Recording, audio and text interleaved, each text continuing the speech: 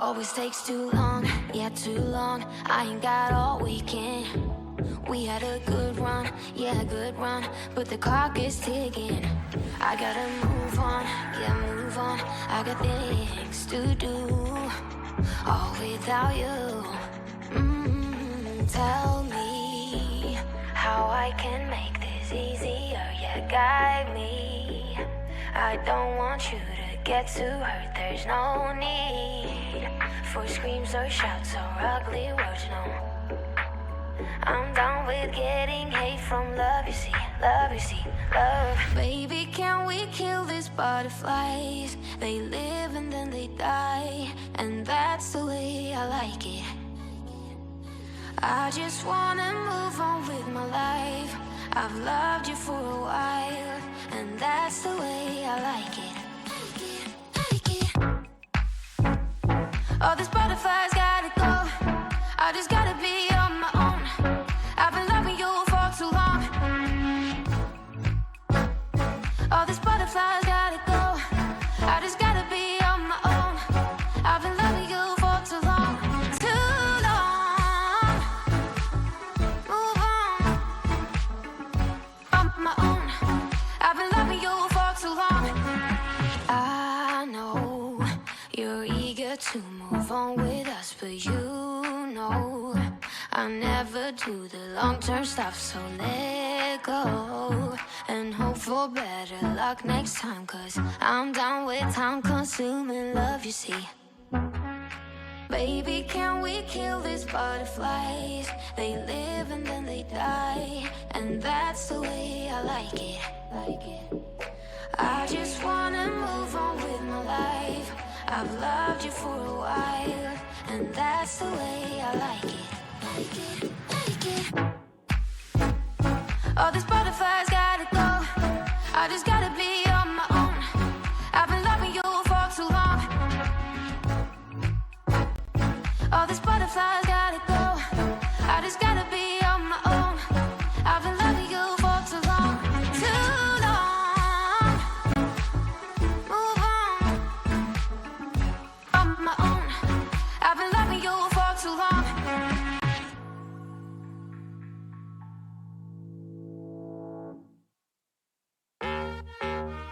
Nah, mate.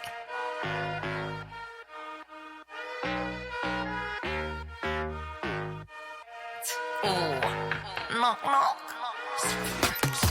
Something real, something raw, not accidental, no, I'm sure. You're not needed, show you the door, but what's that, yeah, are you sure? Yeah, that's a rental, yeah, what a bore. Lying, nothing in your core. Buying, yeah, what for? But do what I need to, always sure. Something real, something raw, not accidental, no, I'm sure. You're not needed, show you the door. What's that, yeah, are you sure? Yeah, that's a rental, yeah, what a bore. Lying, nothing in your core. Buying, yeah, what for? But do what I need to, always sure. Boring, never been that. I get paid, bro, just to relax. Yeah, more money now, yeah, more tax. Suited it now, don't worry about that. Boring, yeah, I've never been that. I get paid, bro, just to relax. Yeah, more money, but yeah, more tax. But suited it now, don't worry about that.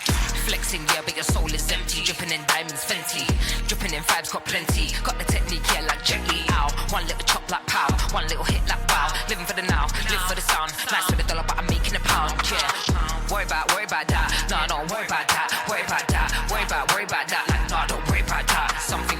Worry about that. No, don't worry about that. Worry about that. Worry about that. Like, no, don't worry about that. Something real, something raw, not accidental, no, I'm sure. You're not needed, show you the door. What's that, yeah, are you sure? Yeah, that's a rental, yeah, what a bore. Lying, nothing in the core. Buying, yeah, what for? Do what I need to, always sure.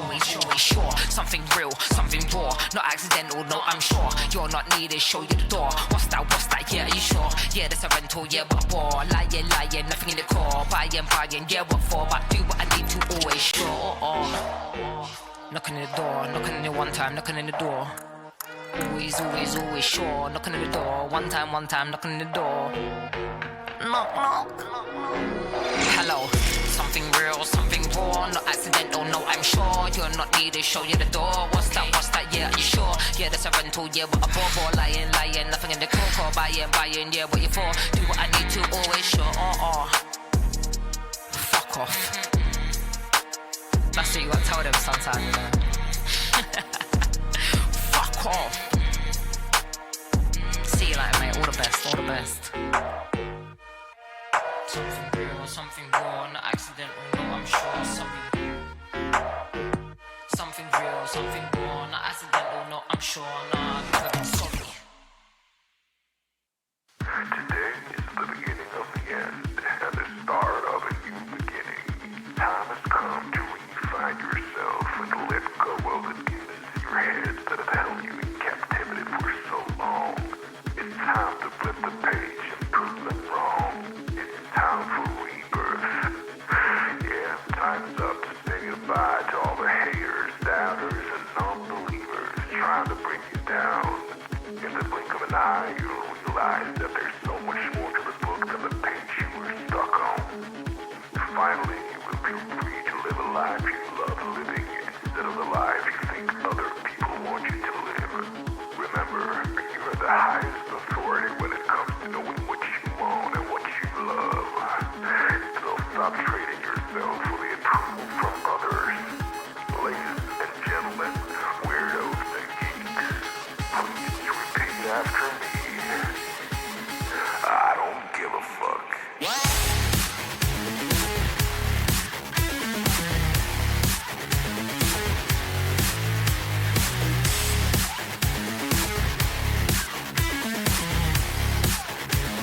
I don't give a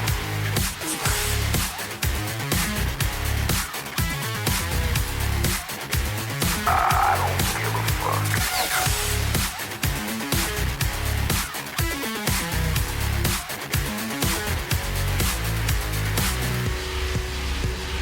I don't give a fuck.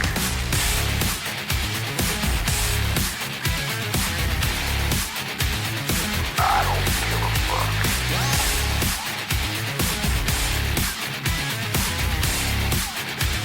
I don't give a fuck.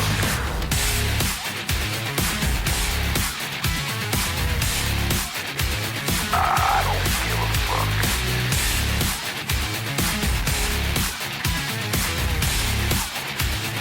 I don't give a fuck. It's time to start doing the right thing. So trust your instinct. Stop listening to others and own your decisions. People will always tell you what to do, speak and how to live. So let's create space for what matters most to you. You'll be glad you did. Now start claiming your time and your mental well-being by saying no more. No more. Say it loudly and proudly. In other words, fuck you.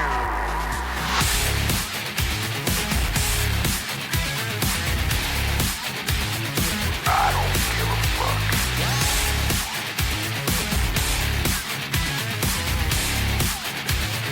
I don't give a fuck.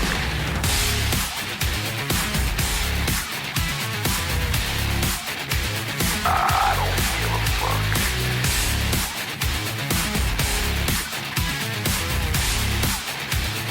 I don't give a fuck.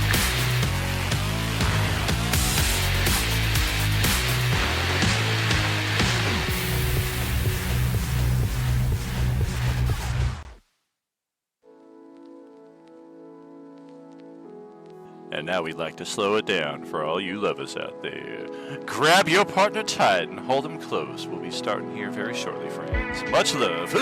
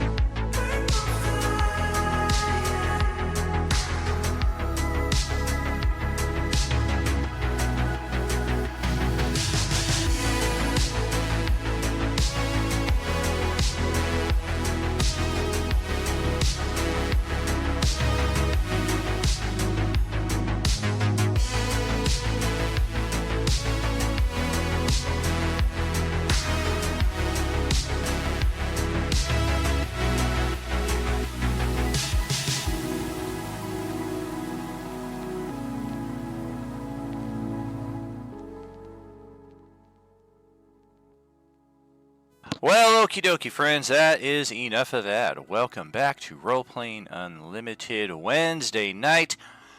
You know what that means, Wednesday. It's the end of our bi-weekly gaming schedule. That means the end of week 13. We'll be back Sunday morning with the beginning of week 14. So let's see just how things wrap up here with our 13th week of activity here in the Coalescence Act 5. Thank you for joining us here. I am your host, Tragically HP, coming to you live from the 100th Meridian where the Great Plains begin. Oh, what's going on out there? Thank you so much for that follow there, DM Camacho. Good to see you. And likewise from new friend out there, Goti Main. Thank you so much for hanging out. Good to see your WWE stream the other night. And glad to have you here hanging out with us here for a little Dungeons and Dragons. Let's go see what everybody's up to. I use the term loosely. There's barely anybody here. Little pig, let me in. Good evening. Hello, hello. Gail's logging in right now. Well, alright. Nobuo Matsu. Holy moly, they brought him back just to show off this Kefka cosplay. Man, Nobuo, like, tops, man. Like, John Williams and Nobuo are, like neck and neck, in my opinion. What's going on here? Still haven't watched wrestling in years. That's funny, we're not even talking about wrestling. Nobuo is the composer for, like, 90% of the Final Fantasy music that's out there. I mean, I know Don knows who John Williams is, so the fact that he said wrestling... I mean, John Williams could be a wrestler. I mean, it sounds like He was. He was definitely a wrestler. I mean, we had Dr. Death, Steve Williams. I mean, John Williams could have been, like, the Minister of Life, his alter ego cousin. Well, you know, it could be related to Paul Williams, the little tiny singer. Well, you know one thing, if John Williams was a wrestler, he'd have some epic intro music. Oh, gosh. Now approaching from Tatooine, weighing 112 kilos.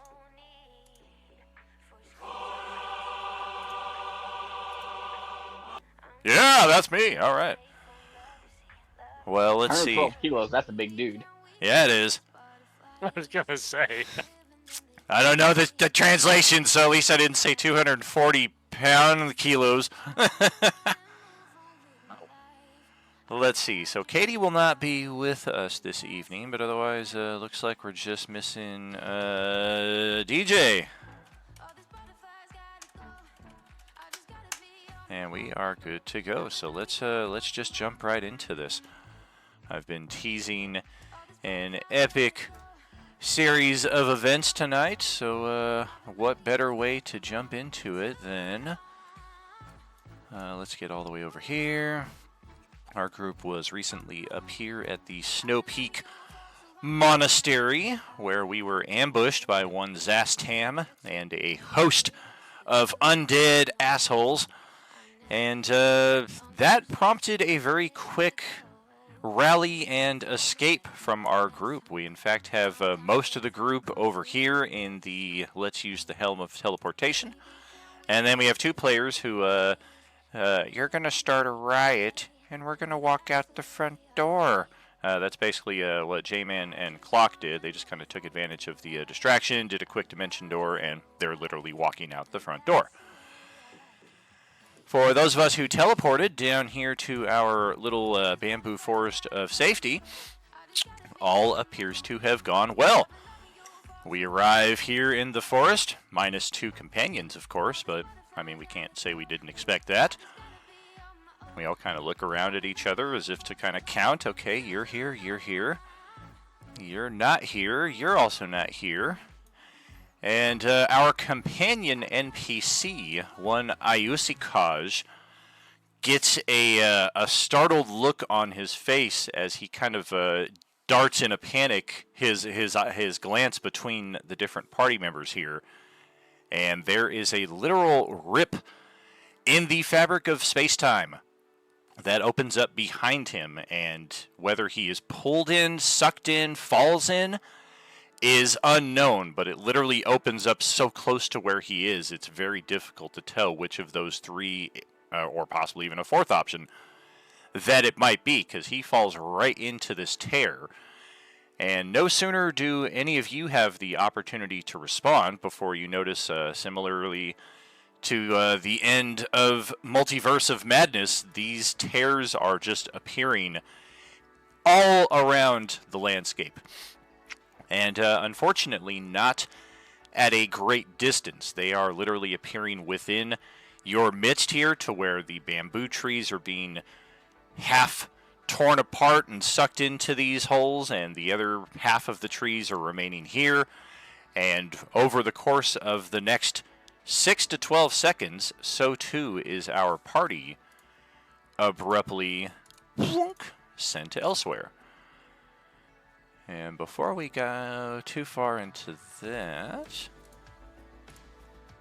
let's get this set right here. And here's where the fun begins. Still no DJ with us. Interesting.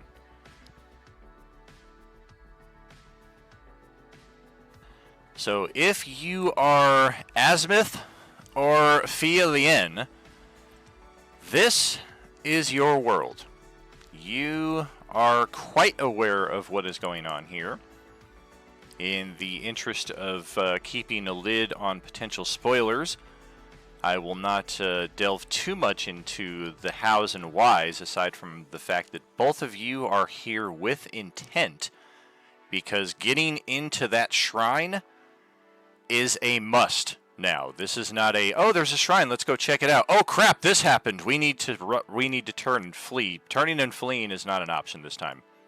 This time, we are here to kill the Tarask and get into this shrine, which seems to be protected by some kind of prismatic dome. All of our characters are lined up. If your character sheet, or I'm sorry, if your name tag has the word elsewhere underneath it, well, we'll kind of play around with that. If you're curious who this guy is, that's a fair question. Let's play around a little bit here, though.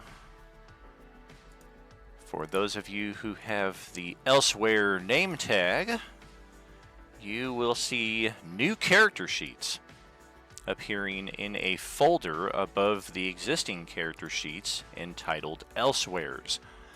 These characters reflect your characters, but 3 levels higher, in a potential what if this is the path they chose in the future.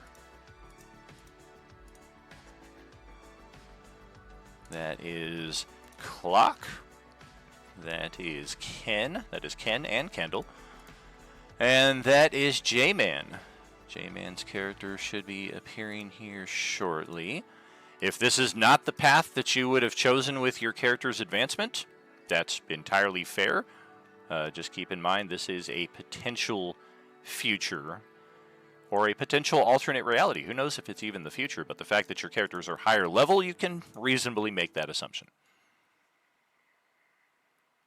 So, J-Man, Kukolin, and Azimuth, your 3 character sheets are now set. Those are the character sheets that you will need to play off of. For Moahula, Lantirthi, Manuel, and Spartan, you guys have no idea why you're here. You guys had literally just teleported away from the Zastam ambush. You made your way safely to the forest. You were starting to catch your breath and let your pulse kind of calm down when Ayusikaj was forcibly ripped through space-time. Your characters were then forcibly ripped through space-time and deposited here, where you recognize most of your companions. This guy right here being a noticeable difference. And again, for Azimuth and Fielien, we know entirely who this guy is and where we met him and why he's with us. But again, in the interest of not spoiling anything, we are not going to delve into that story right now. It's not entirely pertinent. Suffice it to say, we have an ally here who is not Tank. And Moahula, who is way up here, likewise is probably closest to our new ally, but based on the fact that we're all facing this monstrosity right here, she can safely assume Ku Cullen is on her side. Quick question. My monkey, was that an accident leaving off, or was that intentional leaving off? Intentional. Yeah, you're not sure where that thing is right now. Oh, all right. Monkey! All right. So let's get into initiative. And I'm going to give DJ another tag here.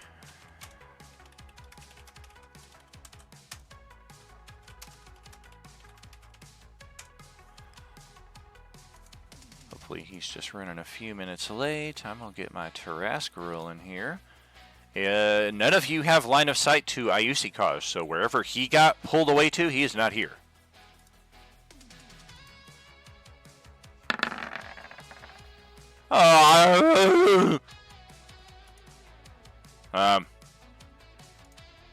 Nothing.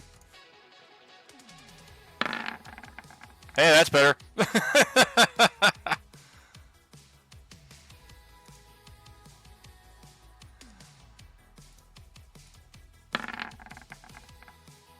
Aww. Oh, that's funny. If you unhide the message that the die roller is connected to, it redoes the die roll. Alright, so that's everybody. That is all 5 of you. That is all 1 of me. Spartan will just kind of be in a holding pattern here. And look at that! Every one of you get to go before the Tarrasque, so that's good news. Asmith, go ahead. You've got the first and top initiative here.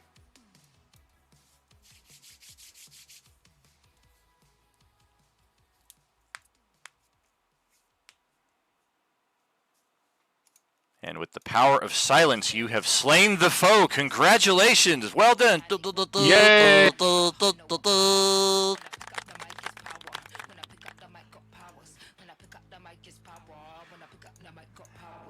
Is Kendall with us? Just checking your audio connection there, buddy.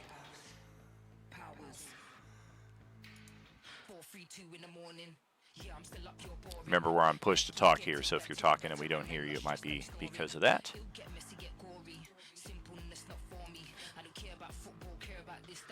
He definitely heard me say roll initiative. Oh, there he jumped out. He just dropped. Yeah. He's getting familiar with the process. They can't hear me. I'll probably have to reset my Discord. That's cool. Gives me a chance for a little gardening.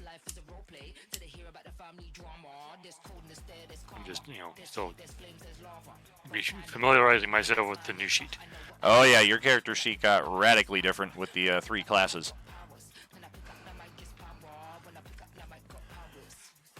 Some of you got entirely new classes. Like some of you were level 7 straight, and then I was like, I'm going to add 3 new levels of an entirely different class. Can you hear me now? Hey, welcome back, Kendall. Nice. Can you hear me? Yes, sir.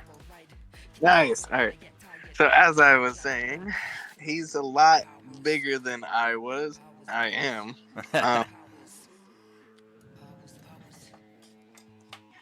So I'm gonna hide behind who? I guess that's our new friend, right? Oh yeah, you've gone through many a harrowing adventure with. How is it pronounced? Am I saying it right? Is it Ku Cullen? Yes, it's Ku Cullen. Ku Cullen. So yeah, you have been through many a harrowing adventure with this individual, and he has proven to be a stalwart and trusty companion. Nice. Well, I will run to him because he seems very trustworthy.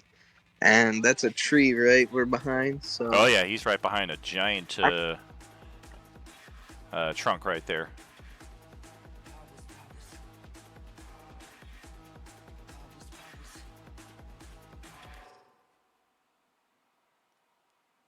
Oh, I'm trying to click on my character. Here we go. Oh yeah, oh yeah. Hot in the club, in love with the dub. Active, yeah, I'm free like a dove. In love with the bass, in love with the sub, in love with the And then I will stealth. Is that possible? I can do that, right? You are, as a rogue, you can do that as a bonus action. Yes. Okay. And I roll for that, right? Yeah, roll the stealth check right there. Oh, wow. No, Not too bad. Put a little stealth mask there on you.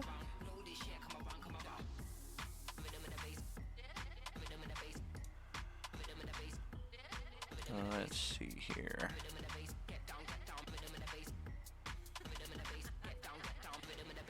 Okay, anything else with your turn there?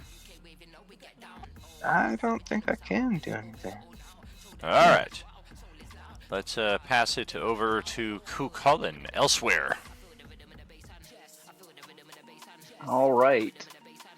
So I am going to go ahead and immediately rage and run into battle. Alright.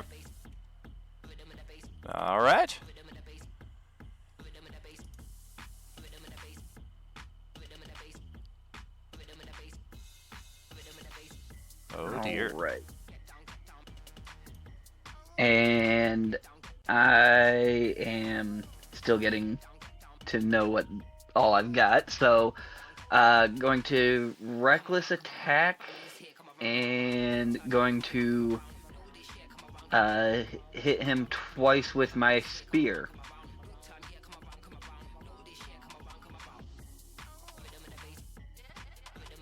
Well, that natural one ain't gonna do you any favors, but the 32 will more than get the job done against my 25 armor class. Yeah, +3 spear. That will also do some significant damage.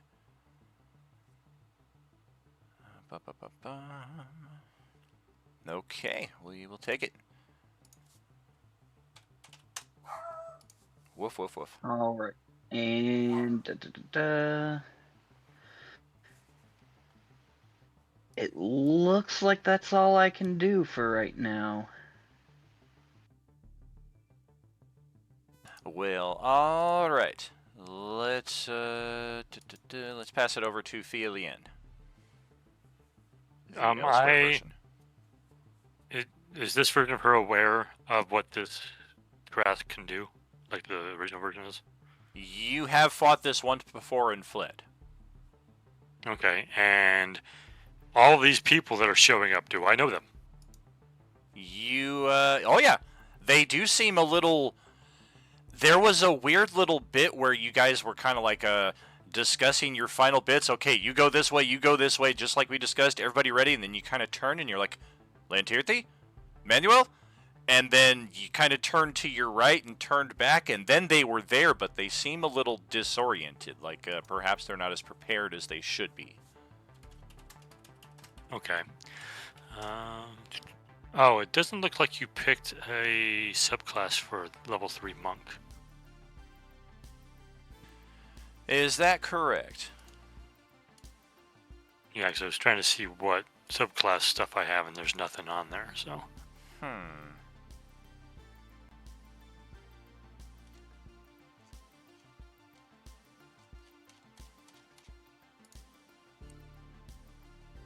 Oh, I think that's because you're... What? Oh, I'm looking at the wrong character sheet. Confusing myself here. Yeah, looks like there is not one. So yeah, I guess just go ahead and select one.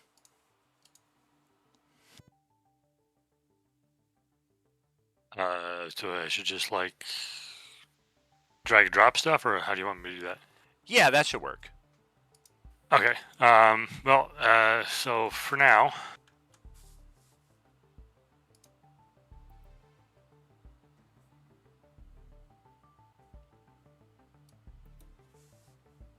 have I had a chance to cast any preparatory spells?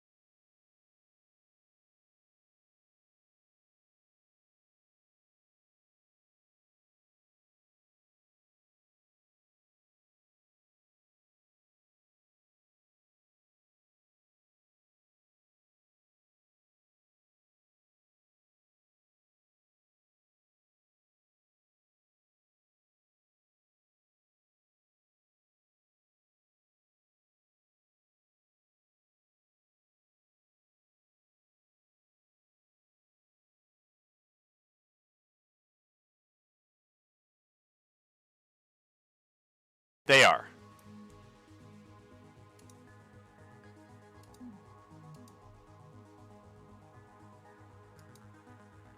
Hey, Streamland, anybody else out there having any streaming issues? Are you not able to hear or see audio video quality going okay? Just curious if this is a issue with Sarge's current location or if we're having streaming issues.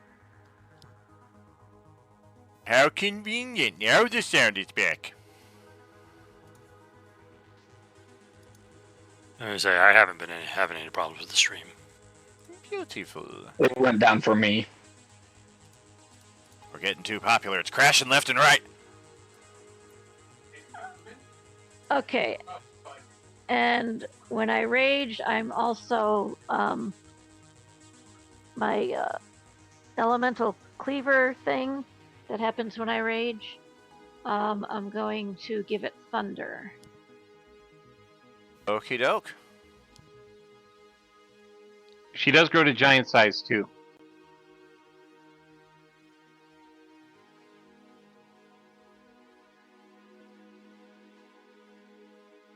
That's fun. And then I'm going to try and hit this thing. All right.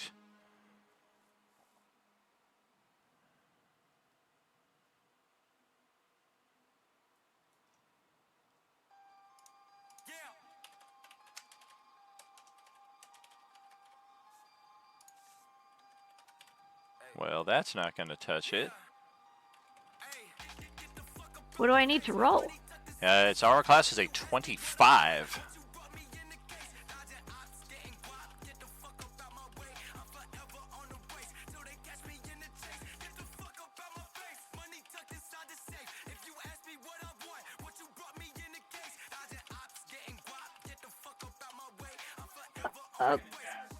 Alright, so are we adding or subtracting that 5? The -5 is from the attack, but then it adds +10 to the damage. So if that hits, that's why it would do so much damage there. But it does make it a little harder to hit, because you're basically trading accuracy for power.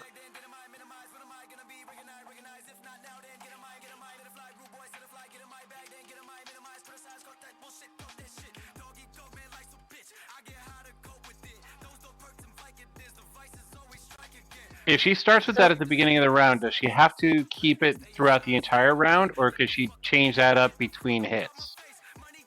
The mastery? Yeah. I believe that's per attack. I don't think you have to commit to it by the whole round. Okay.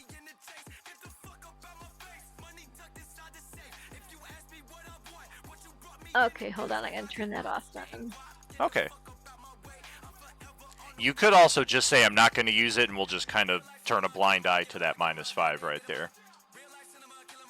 Oh, thanks for the feedback there, DM Camacho. Appreciate that. Mastery is by attack. Very cool. Okay, it'd actually be easier for me if we can just calculate it after the Oh, fact. yeah. Yeah, as long as you declare it before time, so it's not like, oh, yeah, actually, I meant to... That's the ticket. Take that, add that +5 back in. Okay, so I get another attack, right? I would think so. Yeah, you're at least level 5. Okay, You should have so 2 I'm attacks. Alright, I'm gonna turn it off then. Okay.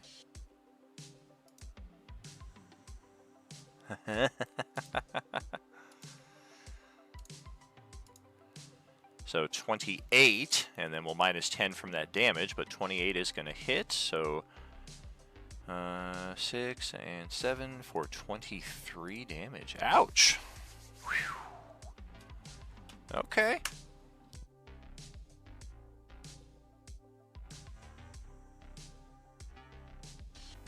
And anything else there for you?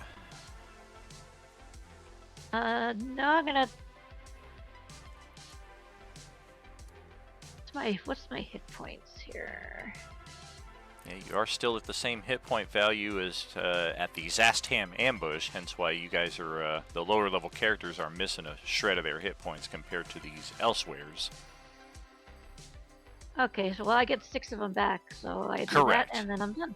Yeah, you do get that regeneration. And our Tarask is going to Legendary Retort.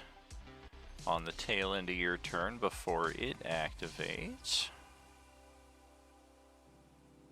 We're just going to take a tail attack on this giant Leonin that charged up on me.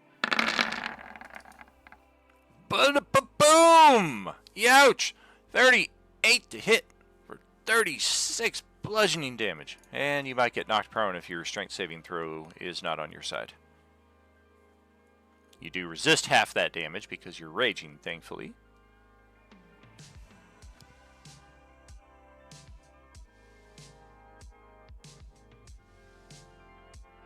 Ow! You want to burn an inspiration to try to stave that off, or just end up getting knocked on your butt? Inspiration or hero point? Inspiration will give you an entirely new roll. Hero point probably won't help you because you need to beat that DC 20. Okay. Inspo So yeah, will take... inspiration. Okay, we'll take the best of 4 in that case.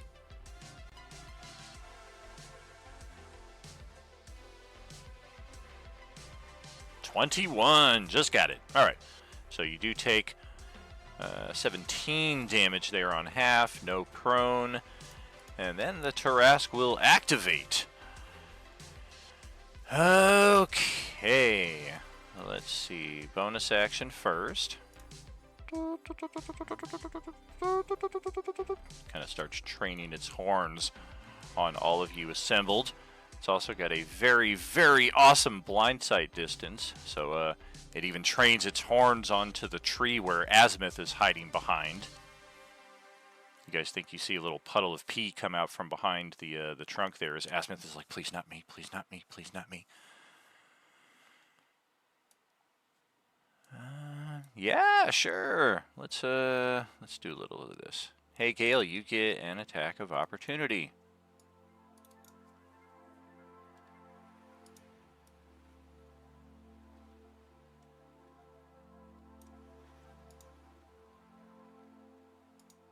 Well, that sucks. Hey, Ku Colin, you also get an attack of opportunity.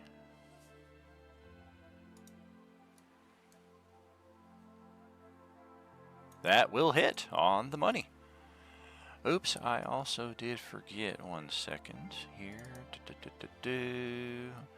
Yes. Okay, so at the start of its turn, it actually regenerated all of the wounds that you dealt to it. And then you hit it for that attack of opportunity, and it will take a sliver of damage there. And it looks like it's got a taste for alcoholic pirate here. As we're gonna Wait, why am I deemed the weakest? Well, you are one of a handful of level 5 characters here. A lot of other, or not level 5 characters, but not level 10 characters, I should say.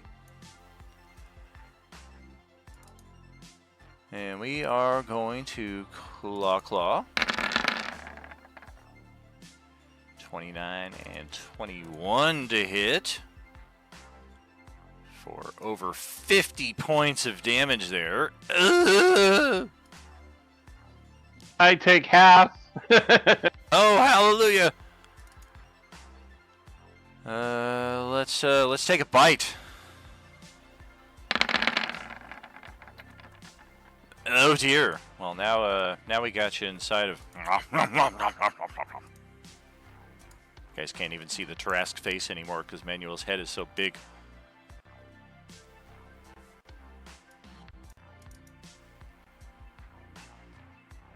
Okay. So I have to wait until my turn, or do I get a grapple escape check now? That is on your turn, and whether you choose to devote an attack to it or not. Alright. It does not get a roll for its grapple. It's already rolled the attack, and it sets the target DC at 20. So, what's your health bar looking like right now? 30 left. 30 About left? Gosh. Well, this will be an interesting visual. How do I do a horn attack on somebody who I have inside my mouth? Does the horn like just kind of malleably like bend around and ding ding ding like a toothpick? Or is it Nope, just I think you're not allowed to attack me anymore. What if I like swing my tail around and like aim my open maw into I it? think you're not allowed to attack me anymore. Well, that's fair. I guess in that respect, since Lantirthi and Spartan are not here, the next weakest in line falls to ironically Moahula, and we're gonna head right back over here and continue wailing away with a horn attack. Oof. Well, that's 24 for 14 damage and a con save. Otherwise, you might be stunned. Oof.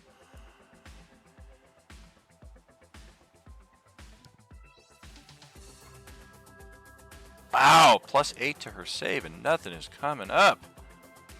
My rolls suck tonight. Can I do an inspiration? Gosh, you certainly can.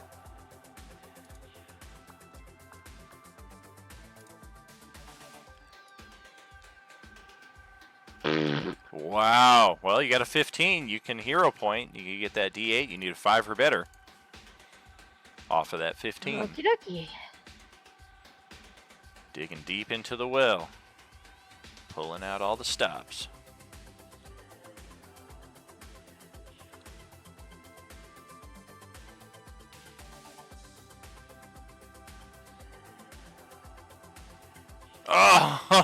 Oh, we stunned her by 1. Oh, so 14 damage, and she loses her next turn. That is brutal. Especially because we're going to follow that up with a tail attack. Boom! Hit her for another 15 damage. And stunned. I think stunned only affects dexterity saving throws, not strength. But roll the strength save. Oh no, you automatically fail strength and dex saving throws. So yeah, we just knocked you prone. You don't even get a save. Alright. Boom! Ouch! So 15 more damage and knocked prone. And what kind of horrible alternate future did you guys unlock where the Tarask has access to this bullshit? How many total hit points did I take on those 2 attacks? 29, 14, and 15. We are going to swallow Manuel here. We get a bite attack. If it hits, you take the bite damage, and you are swallowed.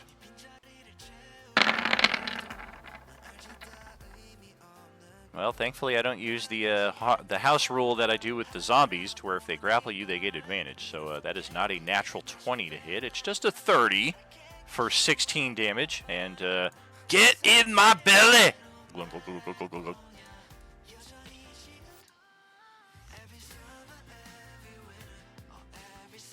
And then, yeah, we've got 4 attacks about ready to fly into Moahula here. It's about to get bad, bad, bad. Tail, horn, claw, claw. Hit, hit, hit, hit.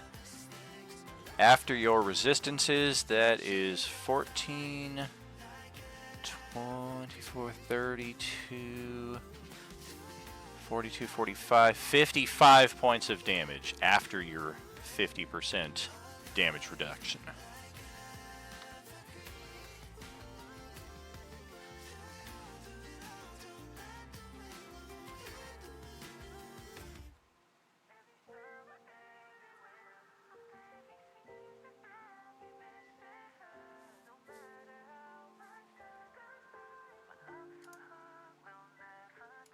How are we looking there? You still breathing?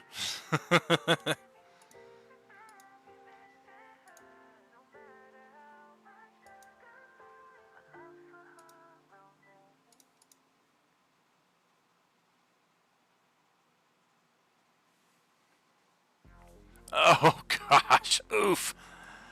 All right, and before we get into another round of activity here, let's coalesce the coalescence.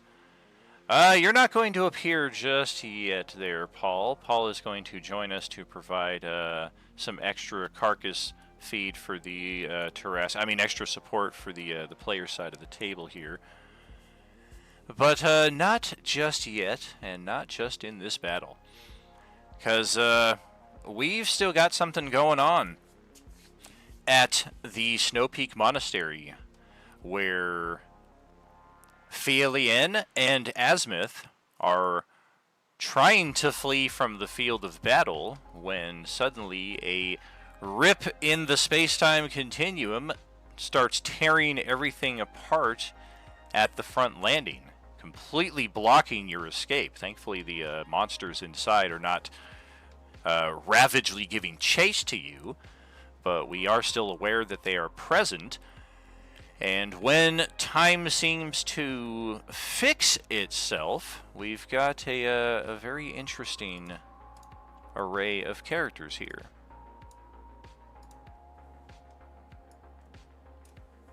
This time we are looking at a complete opposite effect of the last map. Those of you who left have been replaced by elsewhere versions of your characters, whereas those of you who did not teleport away are still here as your lower level counterparts. So I've got some new character sheets to unlock for all of you. Just bear with me while I assign those preferences. So there is elsewhere Moahula, 3 levels higher, or a couple levels higher there as Barbarian, now level 10. We have got elsewhere Manuel, and you guys were all like geared up to fight this Tarrasque. You guys had been planning this assault for days. You guys made your way back to that island. You needed to take that shrine, and no sooner were you prepared to attack than suddenly you guys are here, which is like a piece of deja vu. Didn't you guys already do this battle like months ago? What's going on here?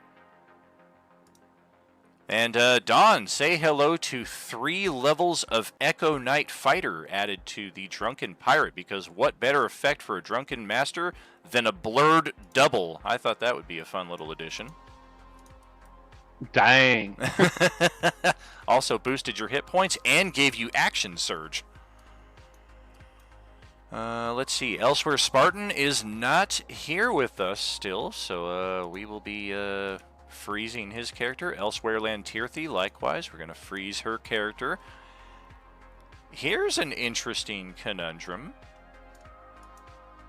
This guy right here has the unique point of view of he is being ripped and placed in both timelines simultaneously. You literally were just standing toe-to-toe with the Tarrasque, and now you're here, a battlefield that you don't recognize at all. Kukulin was never here, of course. This is where Tank died. But let's also get Paul's character set up here. One moment. I'm making another one. Sorry, 1 second. I very quickly changed my mind. Alright, I'm going to have those here. Let's get a new cycle of initiative. We're just going to add it to the existing turn order here, because we're going to be bouncing back and forth here a little bit until we get double TPKs. Or double party victories, I mean. Sounds like you're just jealous of my title.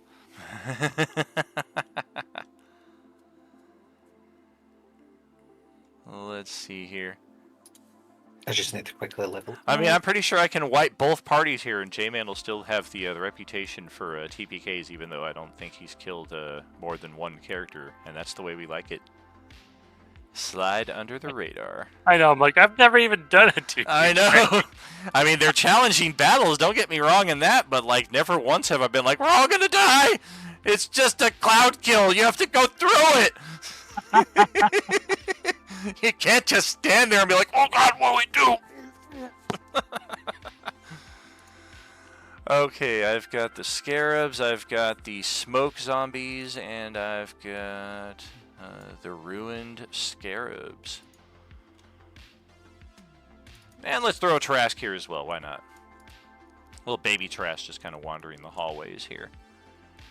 All right. In this one, is my monkey not here intentionally, or is the monkey around here somewhere? Likewise, monkey is frozen at a time. You're like, is it back there with the Tarrasque battle? What's going on? All right. Okay, let's sort the initiative here. Everybody double check. We've got elsewhere Manuel, elsewhere Mohula, elsewhere. Kukulin doesn't need to roll his initiative again. We can just kind of use the same one. And it did that. It kept his 20, so that works out. Although it added a 14, so we'll just delete that one. Okay, I think we're good. So, J-Man, you've got the top spot here as, yeah, you guys were fully prepared to flee when suddenly the rest of your party appears, but then two of them get frozen back in some weird stasis. And who the hell is this guy? Is the exit the stairs or whatever down? Is it still all fucked up, or can we leave? It does look like the path ahead is clear. I mean, I still have the intent of fleeing because my hatred, the thing that gives me all of my power, went, we need to go. So I'm like, well, I'm not sticking around then.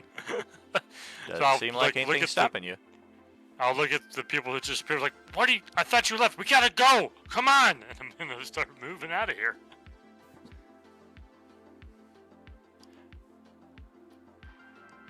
What are you talking about? We're here to defeat the Tarrasque. Who are you?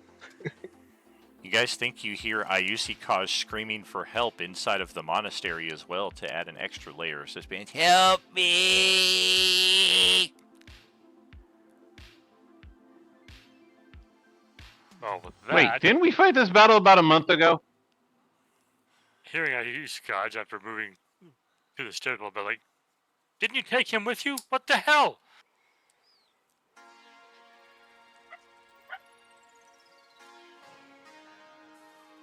I mean, that's going to be my turn, because I tried to leave and I'm like, what the hell?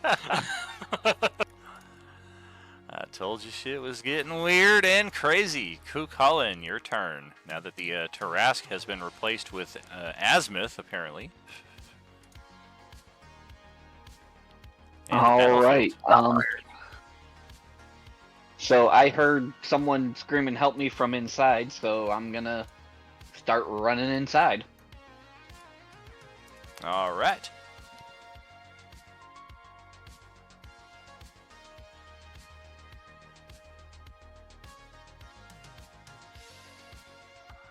And then action dash.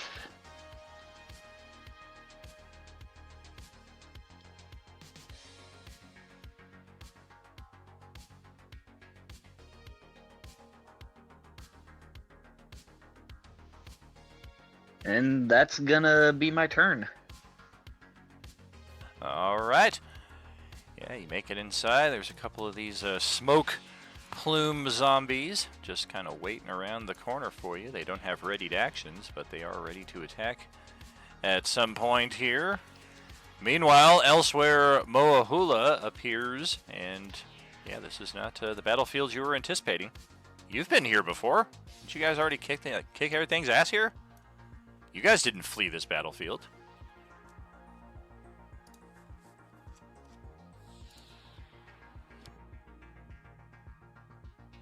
She's grabbing a printed copy of her new character sheet. She likes working off of paper.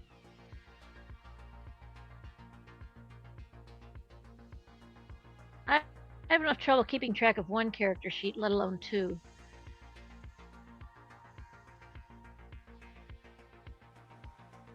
Alright, so Don said I have to rage again.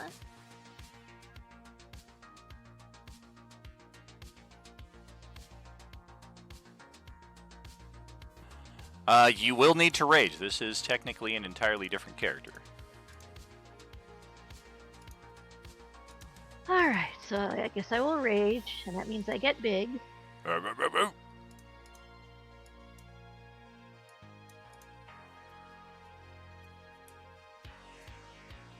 So, what is where? Let's see.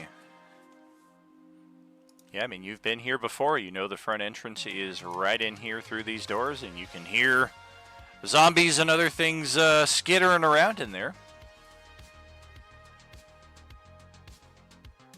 Kukulin will need to also do a separate rage. We'll use the same initiative, but technically they are in two different places.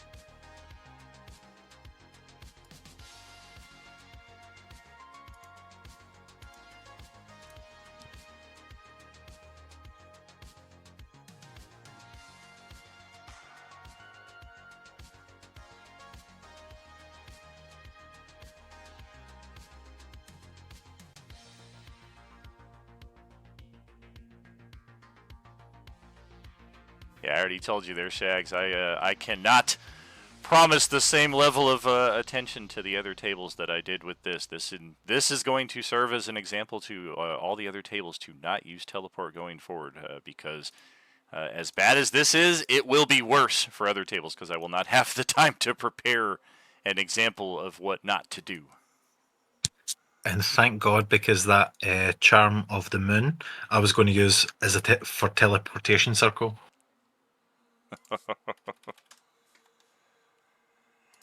Yeah, that could have been particularly nasty. So where's Mohula going?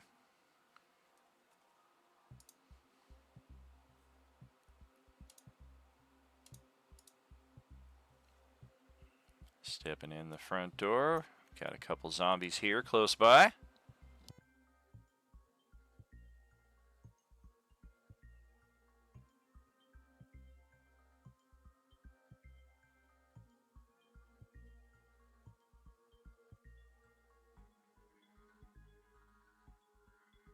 Lightning on my. I heard lightning. Lightning from my hands. Lightning from my hands. Lightning from my hands. Okay. And this one, we're going to keep the weapon mastery on for this attack. Okay.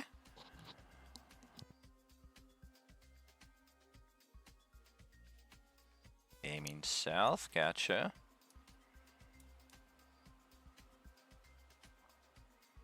I'm going to make sure I'm on the right character sheet. Oh, right. Yeah, you've got the advanced version now. Oof! 29 damage. Oh, gosh, that hurts. Was a hit? Oh, absolutely. My poor AC is a 15. A much different battle than the one we were fighting during the first half hour. Yay. And I'm going to hit the same guy again. Beautiful.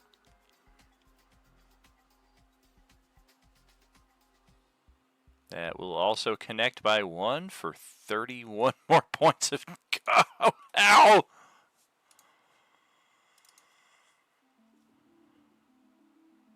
And unless you've given her some new things that I don't know about yet, that's it for me.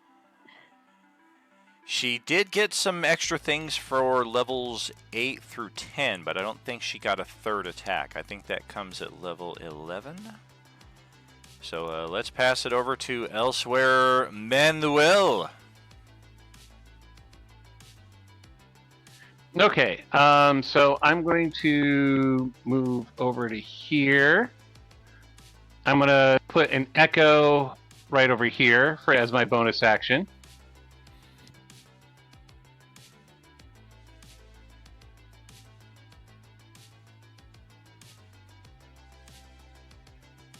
Do you have an echo token?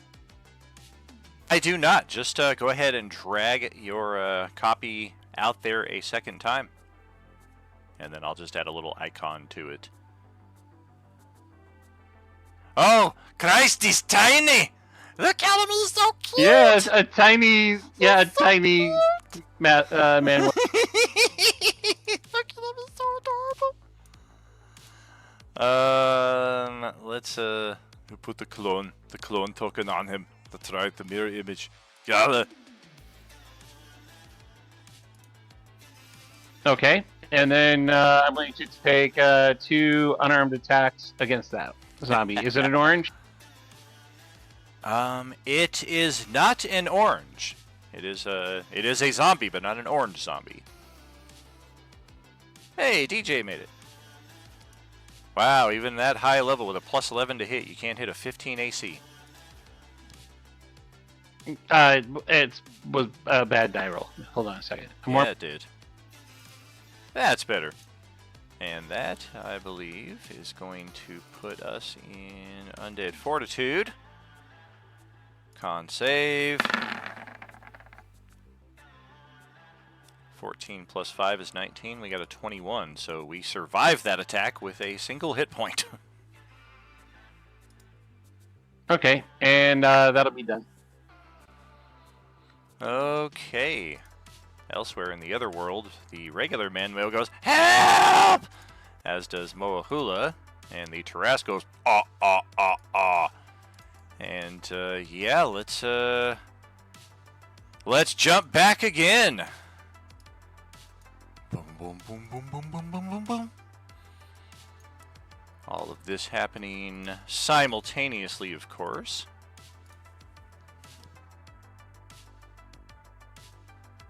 So now we're gonna need to get this. Oh, now you've got a token for him. That's funny. I thought it would actually be appropriate to not have a token, so it could be like a mysterious figure that we can't. Nobody can remember what their face looks like. Instead, I was it's about to this. say, have you seen his face? It's this crazy-looking guy. Trust me, I'll heal you. Oh God. You're gonna need to roll a new initiative for your guy here. Wow, That's was that second that one? Fuck.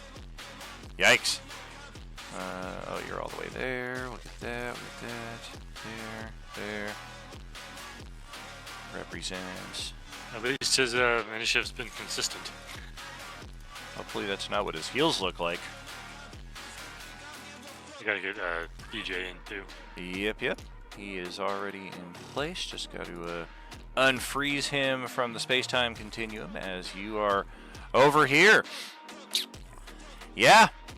In short, we have created a time paradox where we have sent our original characters into a future, perhaps an alternate future, where we are intentionally attacking the Tarrasque with the intent of getting inside of this prismatic dome guarded shrine.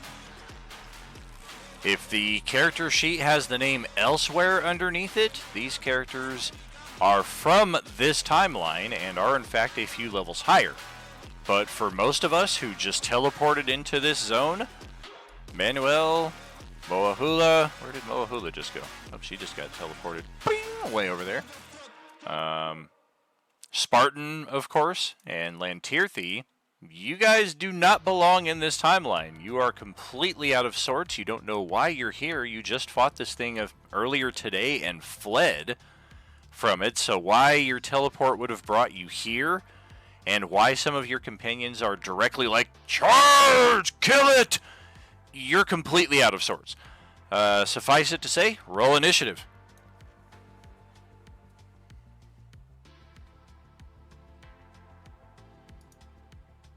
Hopefully it's not a natural one. Oh, me again, sorry. I'll roll it. There. Okay, so we've got that set. No, you already rolled initiative. Oh, I thought you were saying to roll again, sorry. No, I was telling DJ. Tell me it didn't separate. Oh, it sure did. All right. Let's replace. No ties. No ties. Okay. So top of the initiative here is Elsewhere Asmith, who is currently hiding behind the tree way up here.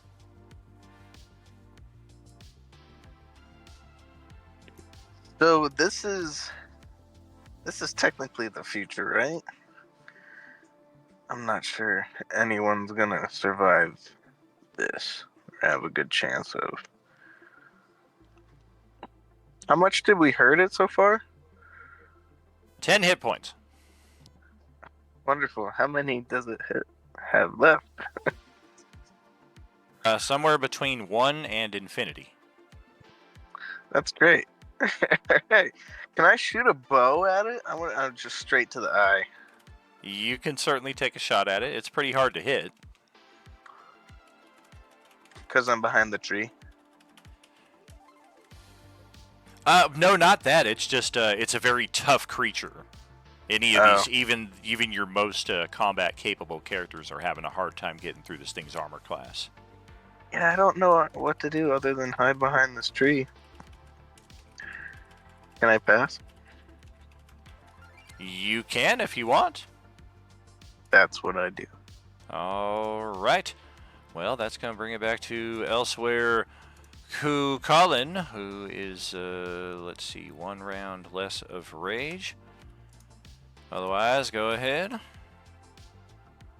All right. I am going to start recklessly attacking it. Okay. Well, good thing for that. And that is 2 critical.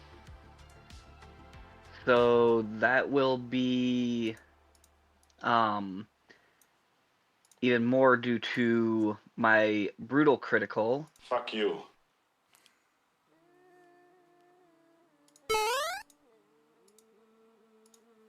Yeah, it's extra die worth of damage there, right? Yes, it is. Okay, so let's see, 24, 34, 43, 49, 55 damage. That is respectable. That's what I was able to conjure against Gale. That first one is also going to take the Divine Fury, which is an extra 1d6 plus half my Barbarian of Radiant.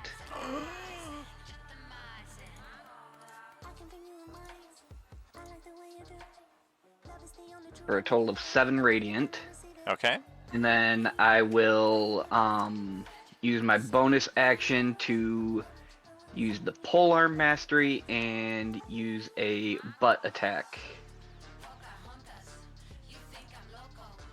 Like Rikishi? That's gross! Butt of the spear. You give a Tarrasque stink face. Ah! Don't you dare roll another natural 20. I don't have a separate one, so I'll have to roll the attack and then roll the damage separate. Okay.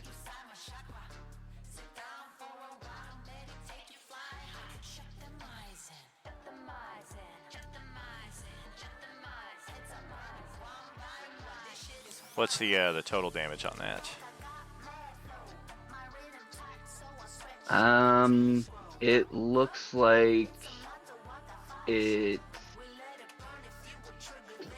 Yeah, it's just a straight D4. Oh, okay. Well, he would get his rage damage as well. Ah. Oh yeah, so that. 7. Yeah. Sounds good. Well, that's upsetting. Yeah, this thing is definitely going to respond with a legendary attack. We're gonna try to chomp on this guy. Actually, no, that does not make sense. Why doesn't that make sense? I have my reasons. We're going to claw. 33 to hit Kukulin for 20. And that is 1 legendary reaction in the books. We'll track that. It is elsewhere Fia Lien in the initiative next.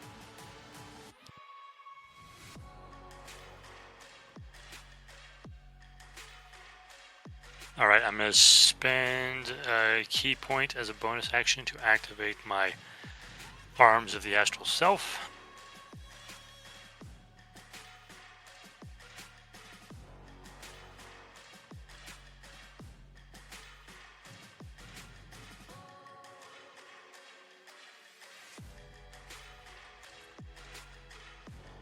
Very good. Do I get the flank advantage on that? I would say so, yeah. Cuchulainn can certainly provide that. Gale's stunned, unfortunately, and prone. Yeah, okay, so I'll move up there and I will take my 2 wild-shaped attacks. Okay.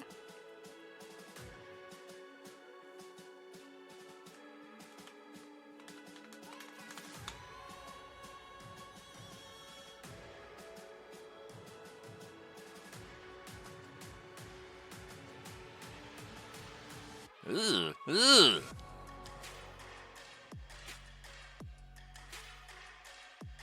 Well, this could have gone better.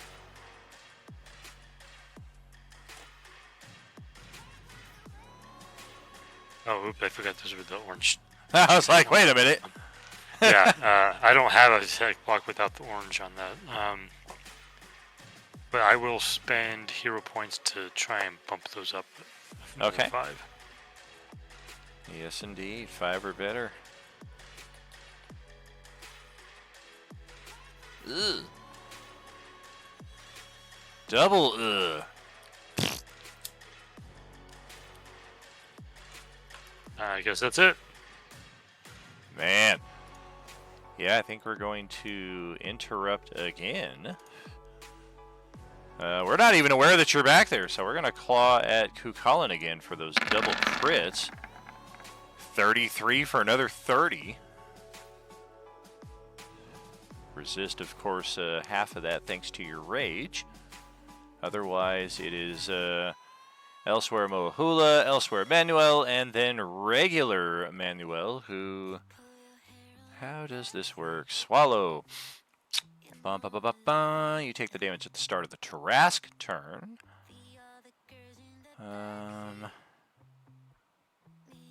So yeah, you are blinded and restrained.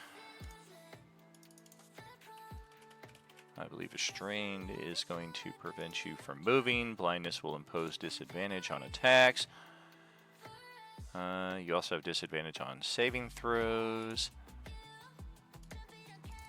Blinded. Don't think there's any extra effect, but we'll check it.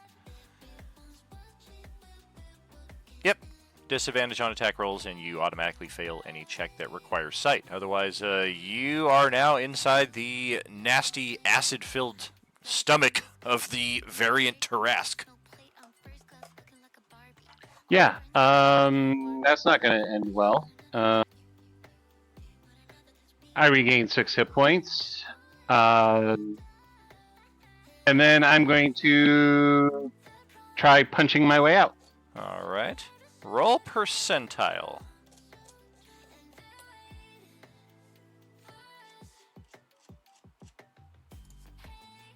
Okay.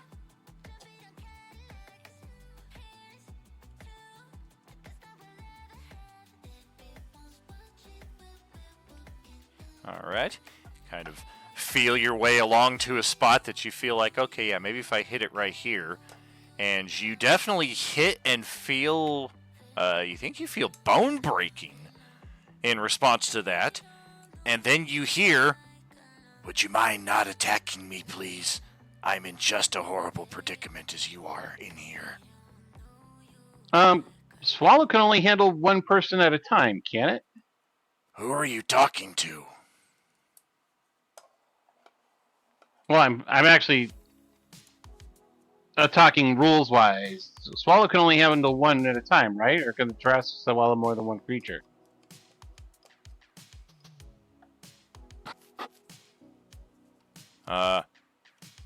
Play it as it lies. Alright. Sorry. And then I'm going to attack again. So a little bit off.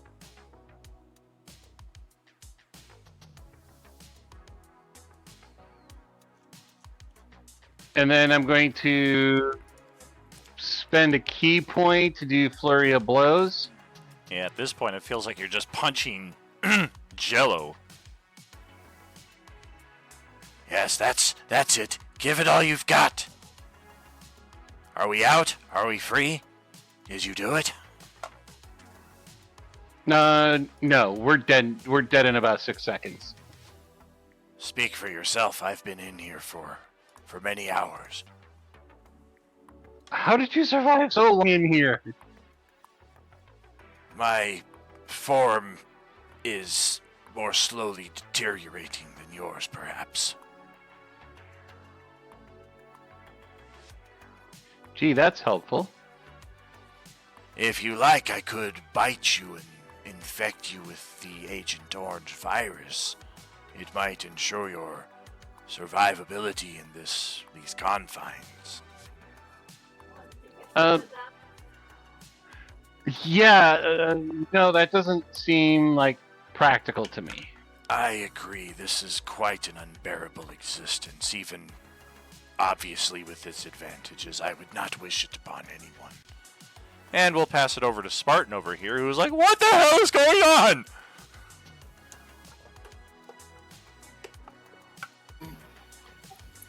I believe I'm just going to cast Fairy Fire on it. Okay.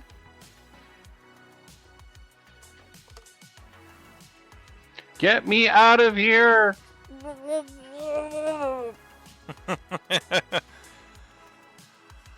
Let's see. Bum, bum, bum, bum. Nope, nope. Nope. Don't think I'm able to attack after that either. Correct, unless you've got like a cantrip that you can bonus action attack with. That could potentially fill that spot for you.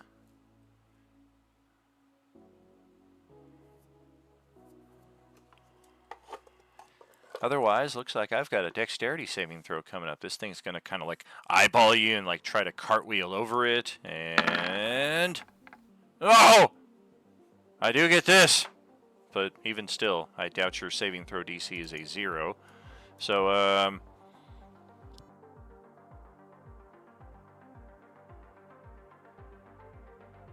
that's the good news. This thing takes up an entire 20-foot cube, so it's literally only affecting the Tarrasque. Attack rolls will have disadvantage. Is a concentration effect.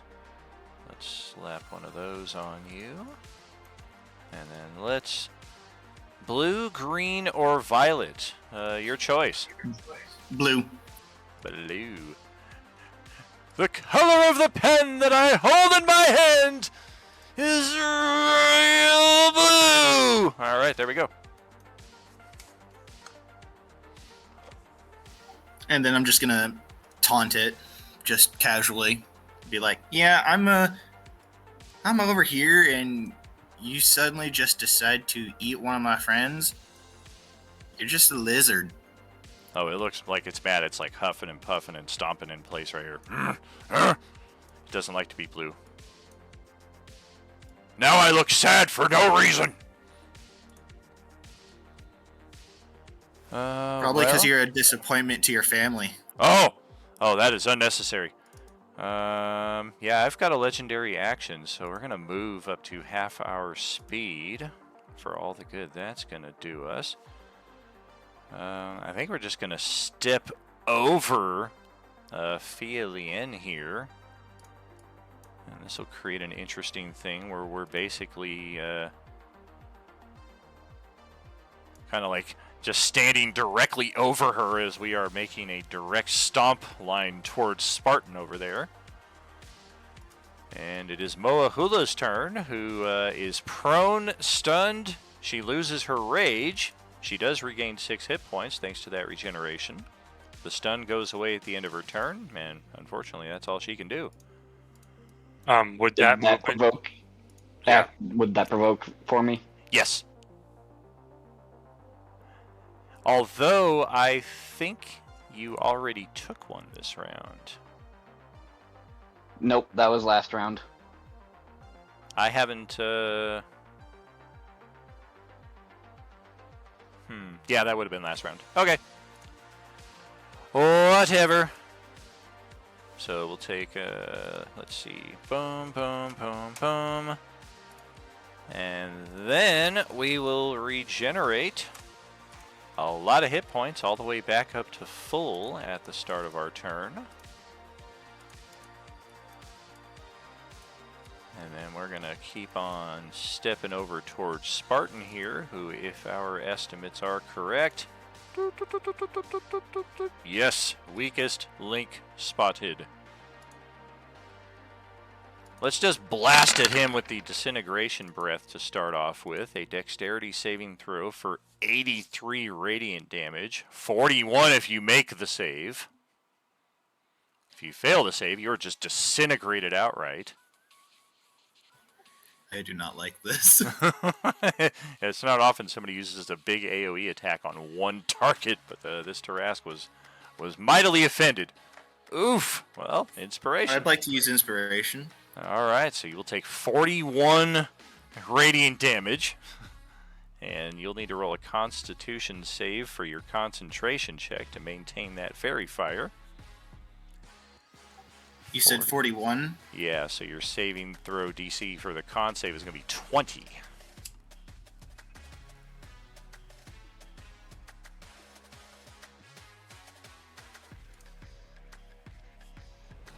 Nice! Alright, so you hold on to the spell. I'm proficient in Constitution. Well, this thing is pissed, so now it's going to bite you.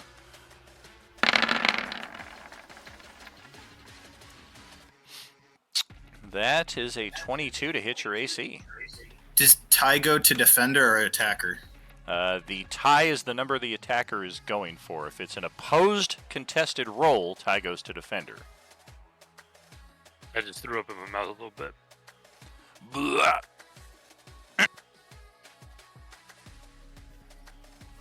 Does that mean I'm dead? It does mean you are unconscious inside this thing's mouth.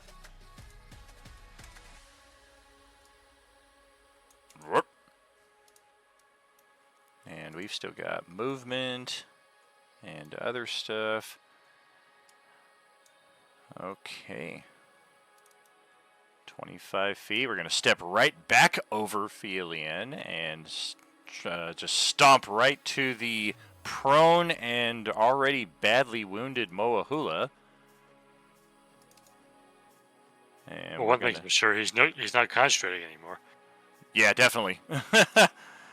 Stab down at her with the horns, which by her being prone, we get advantage on that. So it is a 37 to hit for 34 piercing. And because she lost her rage, she takes all 34 of that. I think we just knocked another character out. And I am at a -1. 5e, you just get dropped to 0, and then there's death saves after that. There's no negative value, but yeah, you are definitely out of action, at least for a few seconds here. And possibly longer, because it does not seem to care that you are unconscious. It is going to keep on keeping on with a pair of claw attacks, and both of those hit, which is going to actually slay the character. We now need a revivify at the least to bring our friend back. And we still got a tail attack. Look at that Kukalin over there who critted us a couple times last round. Let's smack him for another 28 points of damage. 14 because you're raging.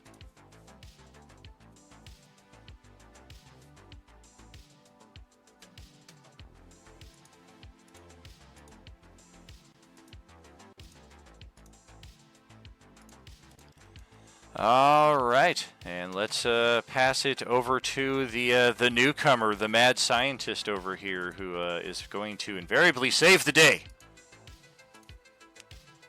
What to do? Yeah, as far as you don't even really know why you're here. You don't know any of these people. They don't know you. You just somehow got pulled into all of this when the world around you got ripped open, and now you're here. Well, Healy Beale will look over at the Tarask, know he's in danger. Will look over to Moahula and know that he will have to hopefully bring them back. The Tarask is in danger. Thank you for noticing. He's so in danger. He's dead next round. Does anyone have Revivify scrolls? I mean, are you just like yelling that across the battle? Oh, well, yeah. Does anyone have a scroll of Revivify? The horrible eldritch beast that has spectral tentacles coming off its back just looks at you like, "Who the fuck are you?" But it doesn't say anything because it's an eldritch beast. Does anyone else know? Is elsewhere Colin and Azimuth here? Elsewhere, Kukulin and elsewhere, Azimuth are here. As is this thing that just randomly pops out of the ground once again. This fire elemental that Ozzy summoned a number of weeks ago seems to be making this place its home. Hey! What's up? Yep. That's so cool. Yeah, it sees the Tarask again and it goes floating over this way. I want nothing to do with that asshole. It's immune to fire. I can do nothing. Right, well, no Revivify scrolls means I can't bring Mohila back right now, so I will cast Aura of Life. Another concentration coming in.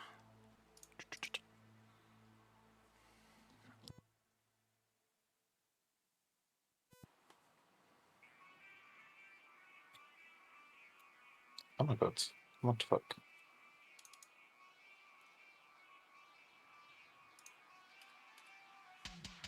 Over here. Alright. That's a 30-foot radius. Yeah, anyone that starts a turn gets 1 hit point. Okay. Anything else for your turn? I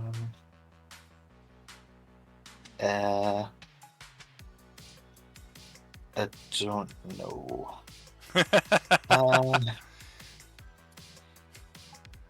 It's not concentration, so I'll cast Spiritual Weapon, why not? Alright. Me as well.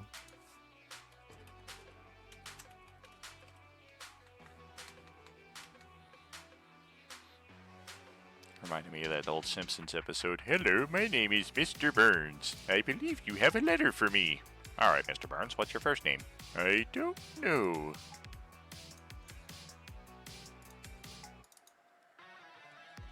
Let's see. Controlled by Justin. No, that's wrong. Ozzy. There we go. Alright, you should be able to move that spear around as you like.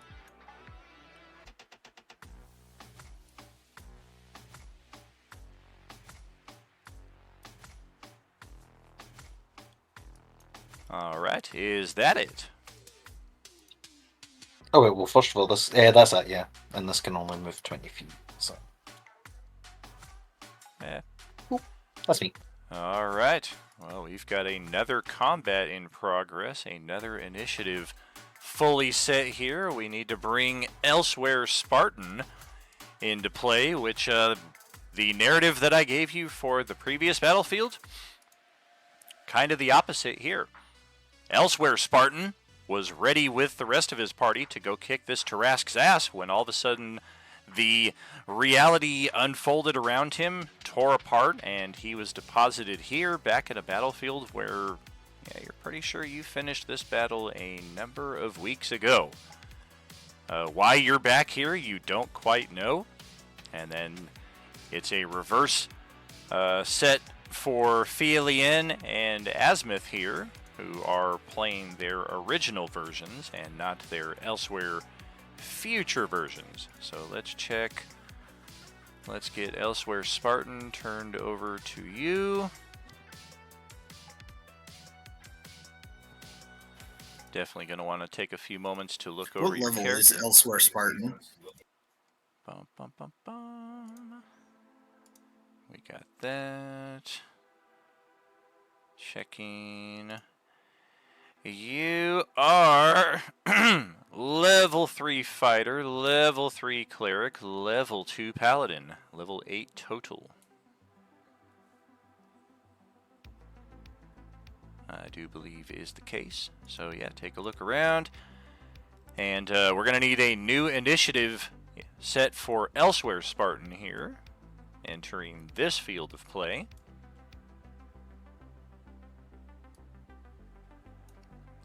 Okay. That. Nice. Still not a direct tie, so we will set it up with that. And this is our opportunity to take our halftime break. So we will see you in about 10 minutes with the continuation of our teleportation terrors. Thanks for joining us here tonight, friends. Are you with us?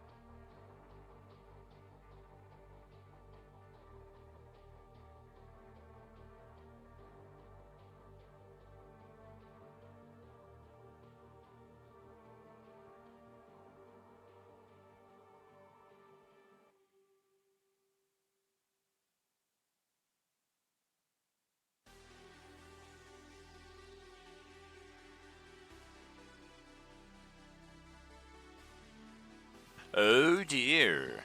Well, let's get back into it, huh? Looks like Fia Lien has got the top spot in our current timeline here.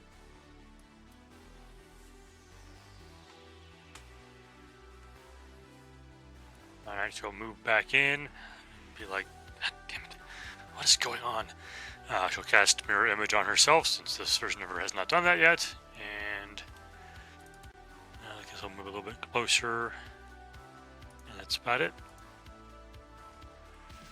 All right. And we've got Elsewhere Kukulin appearing once again in two places at the same time after getting walloped by the Tarask there a few moments ago. Like, what the hell? Why am I no longer raging? Or did you rage in this form? I have not raged. Gotcha. Could have sworn you were raging. Why the hell are you here?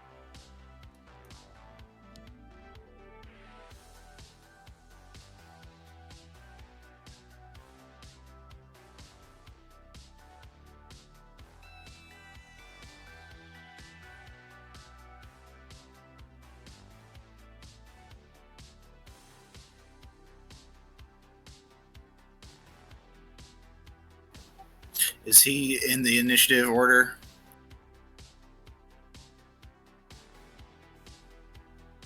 Is who? Kukulin the Elsewhere? He is. It's his turn right now. Yep, so I am going to rage. And I'm going to swing at this one a couple of times.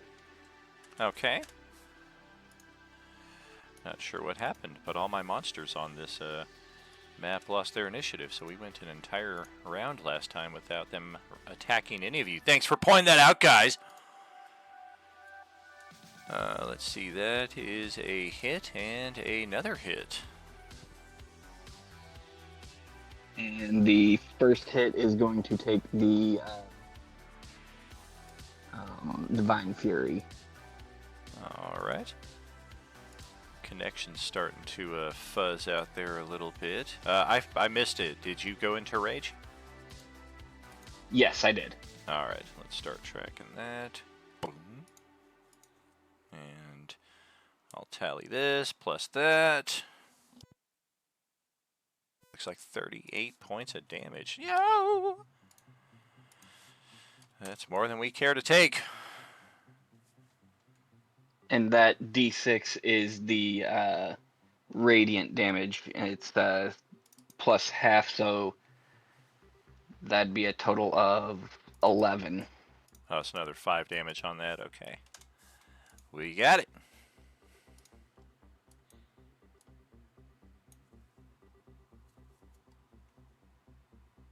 And then we will do... Oh, nope, that's a bonus action. That's everything I've got. Okay. Let's pass it to Elsewhere Spartan, now appearing on the field of play here. All right, so my character's simply just gonna see all of this, and he's just gonna be like, "Oh, there appears to be violence to be had. Onward!" And he's going to move into the very center All right. and activate Channel Divinity Twilight Sanctuary. Okay.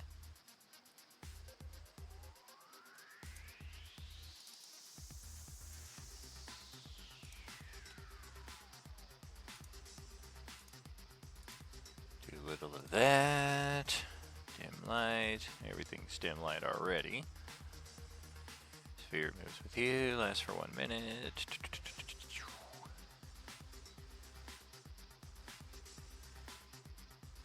Nice. All right. And as of now, I think that's all he can do. That's move. That's action. Elsewhere is elsewhere. Elsewhere Moahula is actually here, there. So elsewhere may take your turn here, there. I don't know what the fuck I'm saying.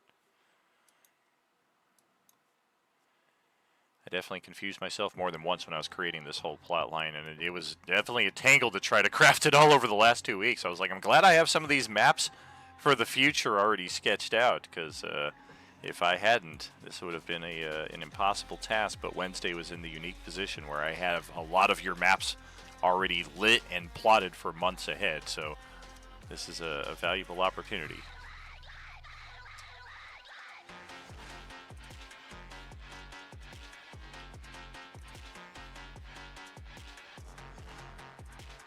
So what's Moahula doing?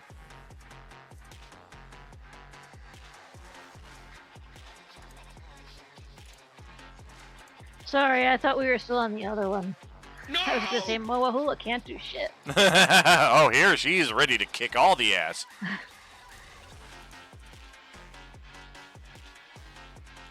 Almost like things would have gone better. Is the one below me dead? We got 1 hit point left. I guess I'm gonna go for him first then. All right.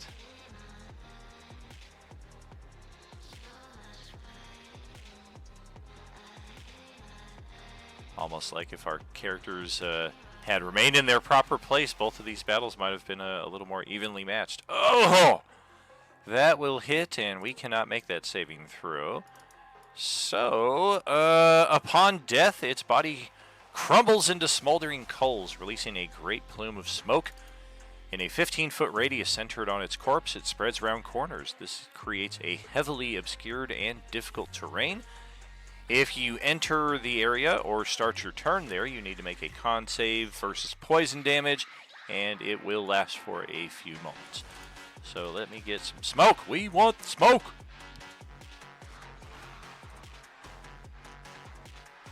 I think I got some animated smoky smoke here. Animated fire. There we go. Smoke. Smoke. That ought to do. Whoa, that's too much. What did it say? 15-foot radius. Oh gosh. Okay, that's 4, 5, 6, actually.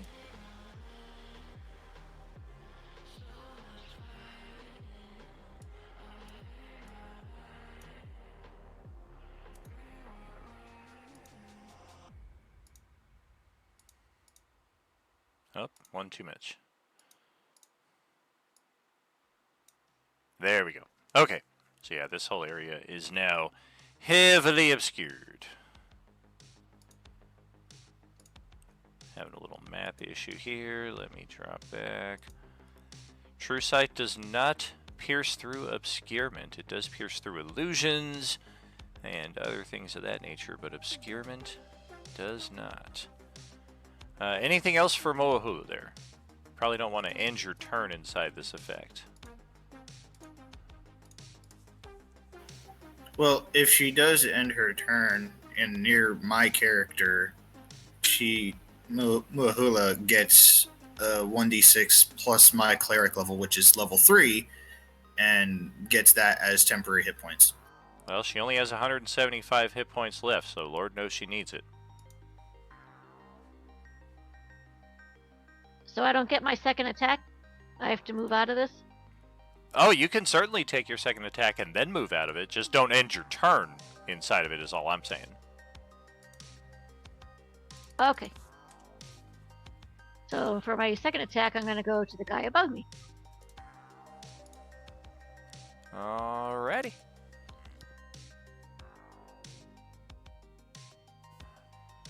Oof. Wow, 25 is exactly how many hit points it had left, so that's going to destroy that one. We can't make that save either.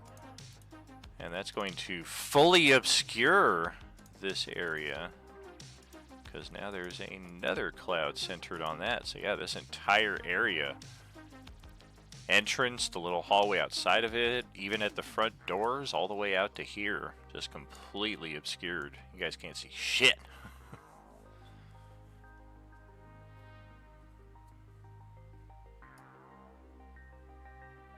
Okay, so where would my full movement put me, because I don't see the squares too well? Let's see. You I got started 45 right movement. here.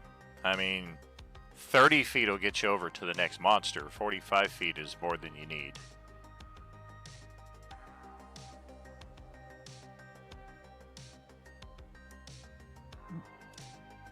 It would only get her part way. The obscured area is difficult terrain. That is correct. So technically this counts as 20 feet. Right here. This first 10 feet. So that's 20, 30, 40, 45. So technically you can still get there with all 45 feet. How about like right here? I don't know how to do that thing with the arrow that you just did. That is using the measurement tool on the taskbar on the left, but you can certainly move over there. That pillar might stop some of your movement, but you should be good to move up alongside it. Good, good.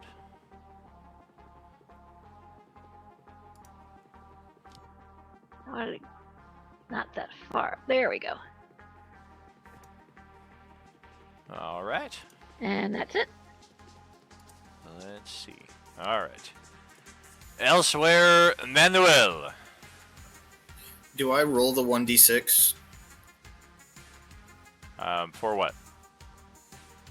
The temporary hit points. Yes.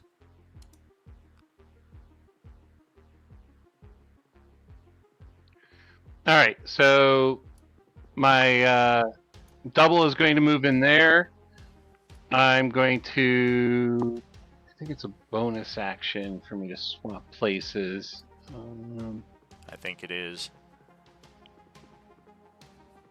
Oh, I'm looking at the wrong sheet. I knew that was going to happen. Yep, I'm like, where the hell did it go? It's like, oh, all right, over here. Just Bonus lost 3 action, levels. or switch places. So I switch places with it. And that'll cost me 15 feet of movement. And then I'm going to, so let me...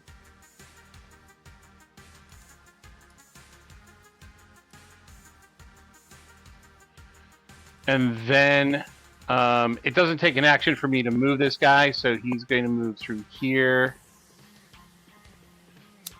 I'm going to move up. And take a couple attacks on the beetle. Not Ringo!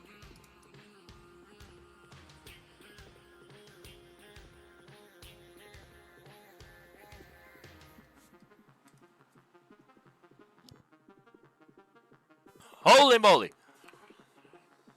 Ouch. Alright. That hurts. That hurts more.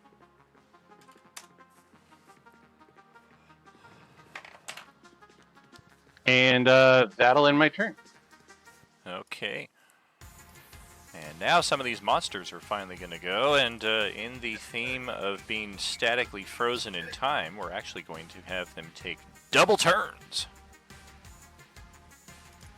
Except for the ones that you've already killed. You guys did manage to get the edge on them before they could do anything, but the whites, the Mind Flayer whites.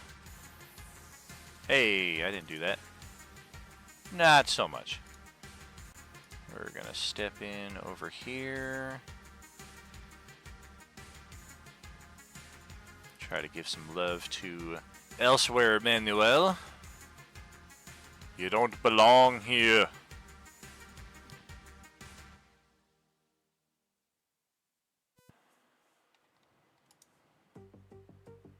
Yeah, let's blast our Mind Blast cone directly to the north, so we'll just catch Manuel in the cusp. We'll definitely catch Mohula, and it will not go far enough to get this one, and this guy is too far out of its reach. So, intelligence saving throws from Mohula and Manuel. Well, that went well. That went Manuel. Man, that went well.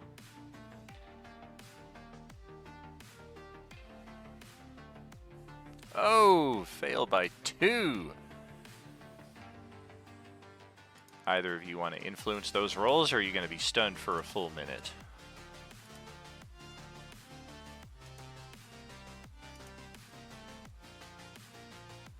Okay, hero point. All right.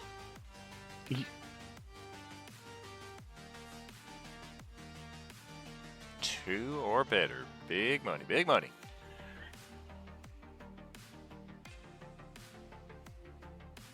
And how about Don?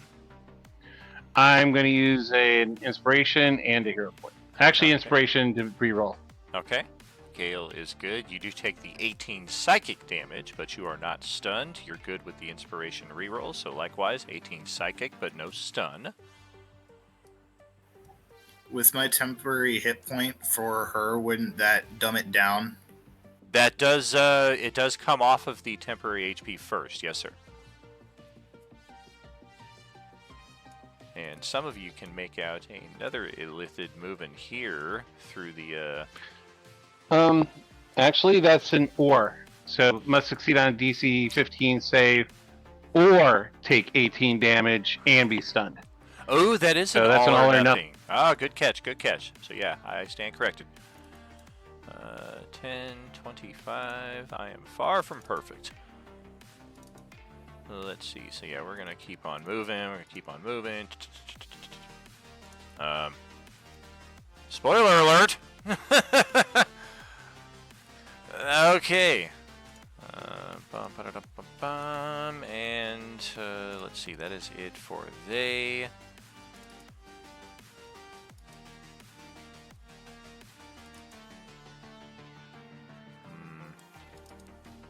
Take two. There it is.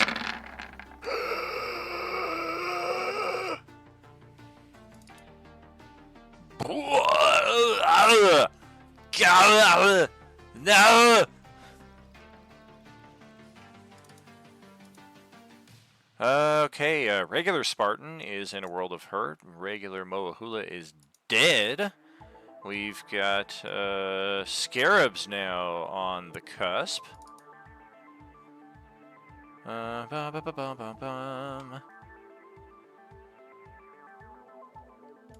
Let's see, you guys are good, so this would not come into effect.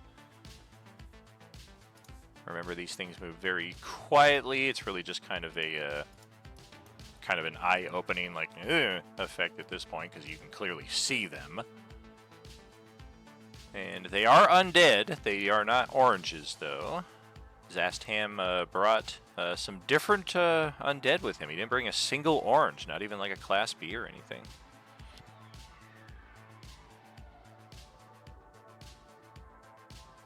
And yeah, let's have some fun here. We're gonna need to spread out a little bit. 5, 10. That is going to give Manuel an attack of opportunity. That is going to hit. That is going to hurt. Next one is going to step in, and we're going to try to attack from... Let me double check. Yeah, we're pretty tactical. Leave some space open for the next dude in line. We got to squeeze through there, but just enough room to get there. Okay, so a bunch of attacks incoming. First two are on Moahula. A bite. That's not going to hit. A gut rip. Oh wait, you're prone for the gut rip, so ignore that. I'm going to have to try and take a second bite attack here. That's not going to hit She's either. dead. Why bother? You're not dead. You're standing right here with 175 hit points. You can't fool me. And the next Scarabs are going after Elsewhere Manuel. And we're going to try some of those bite attacks. See if we can knock you on your butt. Hey, 23 to hit. For 11 necrotic plus 5 piercing. It's basically tusk pincer damage there. And strength saving throw. Okay. So just damage, no prone. Okay, so I take half of the piercing and 11 necrotic. Yes. And another hit. Yikes. 12 necrotic. Another half damage there. Another successful strength save. We've got 2 more of these attacks incoming. Holy moly, double natural 20s! Whoa! Come on, you son of a bitch! God! 35, 38, 45 more points of damage. Of course, you do resist the 3 and the 7. The lesser damage. Wow. 35. All right, hold on. I plus. have to math here a little bit. Yike. I still have 1 more attack. Oh, that's gross. I was the 5th beetle. So what happens when I play in J-Man's game on the night before this and I have such shitty die rolls and then I come into this game and it's just like blah, blah, blah.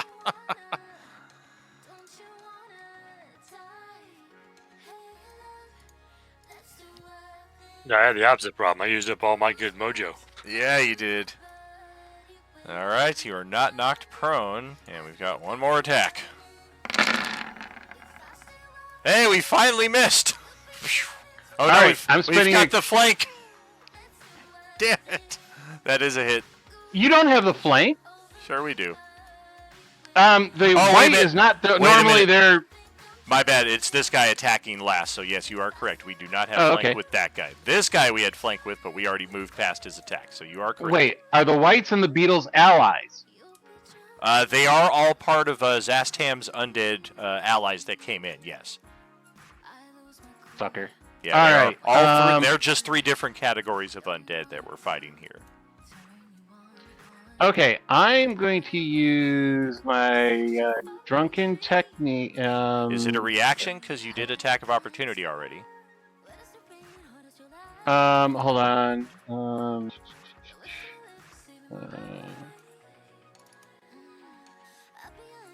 Okay, no, it is a reaction. Never mind. All right. Gotcha. Okay.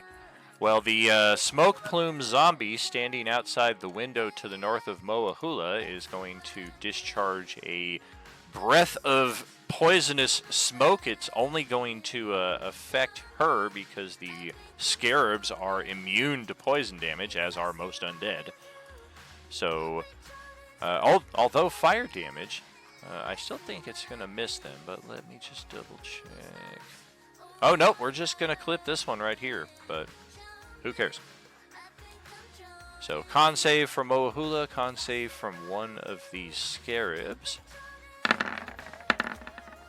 We do not make the save, so we will take that fire damage. 9 fire damage, not bad. Gale made the con save, so that is 9 fire damage, which for you becomes 4. And then poison damage of 7, which becomes 3. So in total, it's 7 whole points of damage. And that is it for the smoke plume zombies. There's only the one of them left. You guys killed 2 of them. Tarask is not here, thankfully. And Healy Beale is here, but perhaps in a different guise. For any of you observing him, it's even more erratic than elsewhere Cuchulainn, who appears to kind of like pause and almost like phase step, dimension door, blink from one location to another. This version of Healy Beale, as he steps onto the map, none of you, if asked afterwards what he looked like, would be able to describe him. His features are completely blurred and obscured.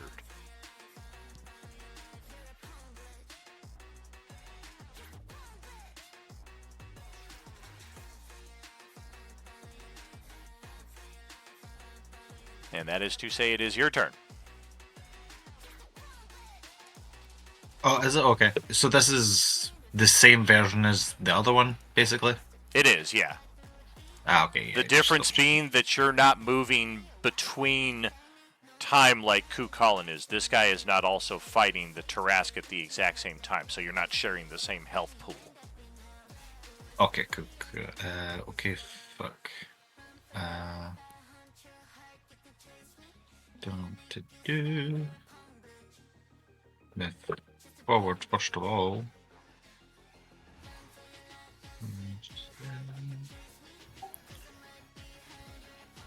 On a different note, can my channel divinity make all of the scarabs and anything in that aura be frightened? I do recall it saying that it could end a frightened effect. I don't know that it imposes frightened. Post it again.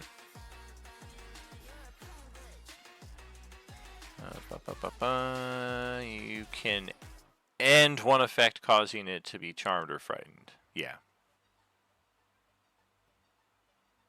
So yeah, if one of your allies is currently charmed or frightened, you can use that to just be like, no, you're not.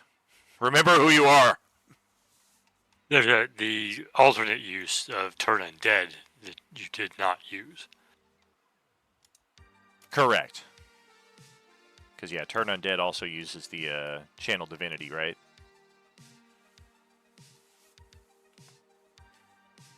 Yeah.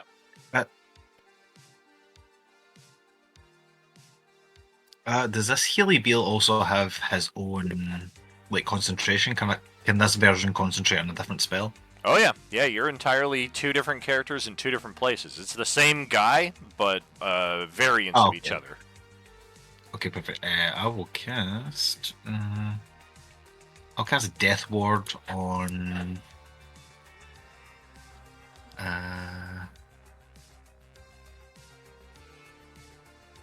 Elsewhere Moahula. Just in case.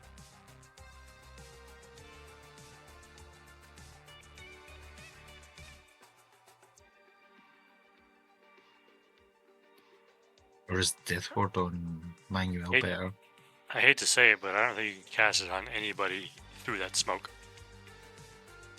Ooh, good point. Yeah, heavily obscured. You don't see nothing. And it's touch anyway, so that wouldn't have mattered. What about you? You guys find anything? We ain't found shit. I'll cast a 4th level Spirit Guardians then, fuck it. If I get any range. Well, again, with that, you have to be able to see the people you want to exclude. That's right. So you're just going to instantly damage all your allies. I like the cut of your jib. Let's damage them with beige or peach. Let's do a nice peach damaging aura. Are you retracting or are you going to stick with the Spirit Guardians? I will retract then. Yeah, that smoke's going to last for a solid minute unless one of you guys brings a gust of wind or some kind of strong dispersal effect.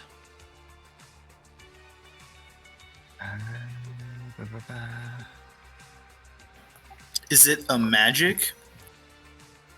It's not a spell. It's the remains of these charred charcoal zombies. Like, once they die, they blow up and just leave this cloud of smoke lingering for the next minute.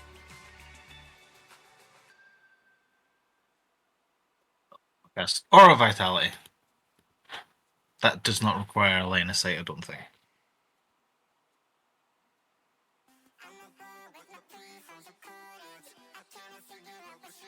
It doesn't say it does.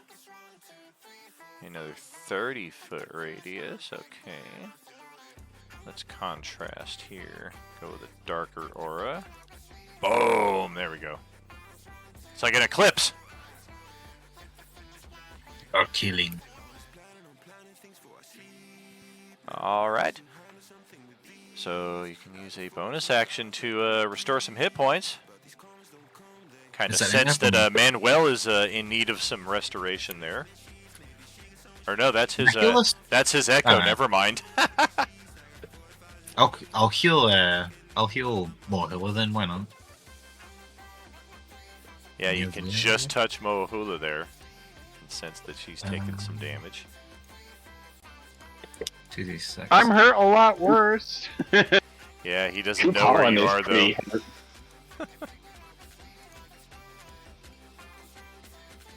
16 healing. Colin is at half health. Oh, Kukulin is standing right there as well, yeah. I had him buried under the smoke. Even I couldn't see him through the obscurement. I'm trying to change the layering here so I can... There we go. I want to take this thing's health bar away completely because it just shouldn't have a health pool. Change that to Sorry, nothing. Sorry, that's 16 healing to Colin, then I thought they were on the other battlefield, sorry. He's the only one that's moving between both battlefields at the same time. So yeah, 16 healing for Colin then.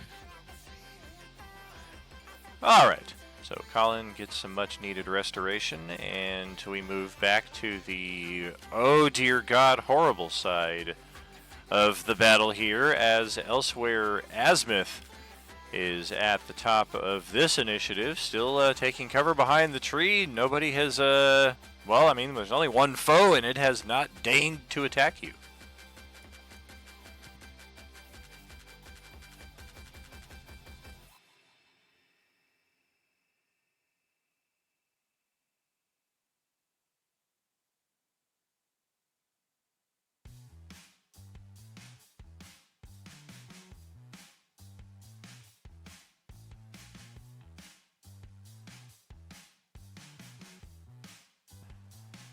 Is Kendall's Discord acting up again? We're not hearing you if you're talking.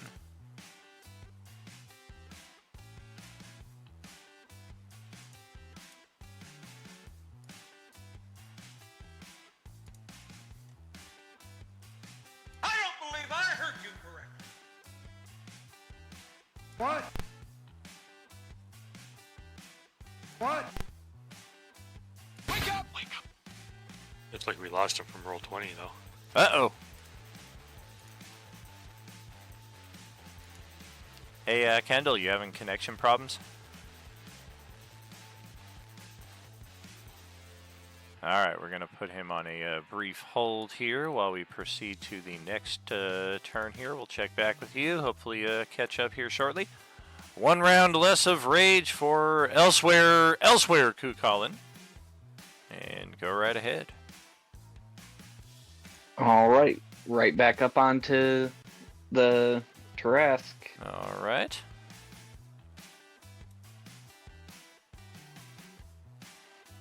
Ooh, youch.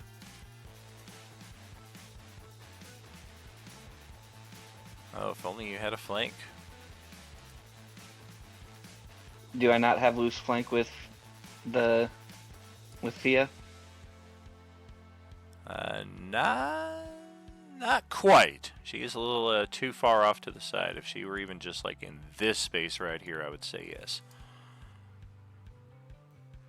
24, 27, 37, 42 points of damage though. I'll burn my inspo then. Well, we'll turn 42 into 50 then. Boom, boom, boom, boom! Ouch! Alright. And then we'll use the spear butt attack. Okay. Oh, another miss. Damn.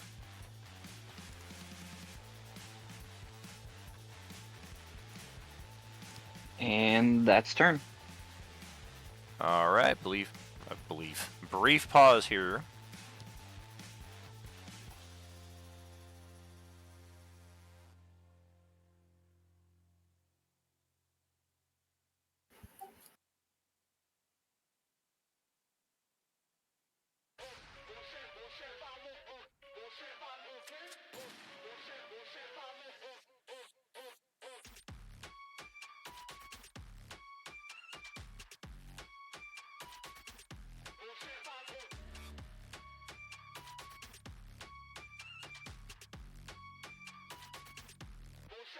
Forgot to type this out earlier, so for the player who just received a message right there, just a little heads up.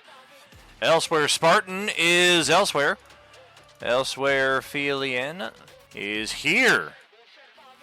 And yeah, this is going kind of according to plan, except for the fact that 2 of your allies have been swallowed. And one of them smashed to bejesus and back. So we kind of prepped for this. We know it's going to regenerate ungodly amounts of damage. Did we have a plan for beating that? You were still trying to test out different, or hoping to test out different sources of damage against that in hopes that perhaps there might be a way to overcome that. And this barrier around the shack, did we know anything about that? That is a powerful and, to our knowledge, impenetrable source of magic. We do have some knowledge about that, but I'm kind of keeping that tucked under the vest for one of our players.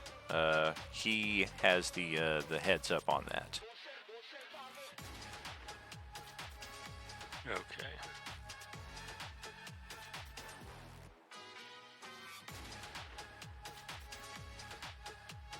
Part of the plan, though, is to get this thing closer to that dome.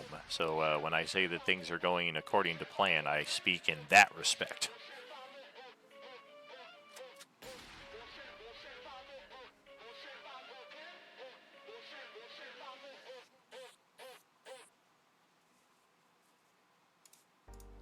Alright, well, let's see if I can get its attention and have it chase me over there. Then I will take the 2 attacks, and then I will see if I can lead it on a chase.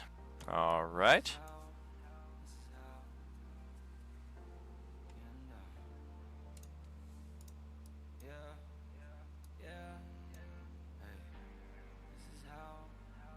You took a bite out of the tree with that. If you're kind of attacking while you're on the move, you can maybe get a flank with that second attack.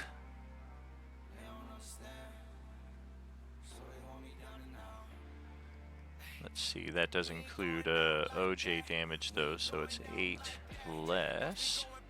So, yeah, 10 damage is 10 damage.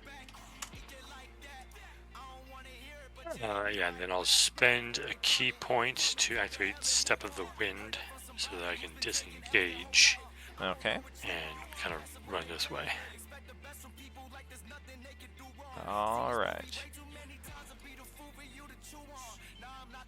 Got nothing for elsewhere Moahula or Manuel.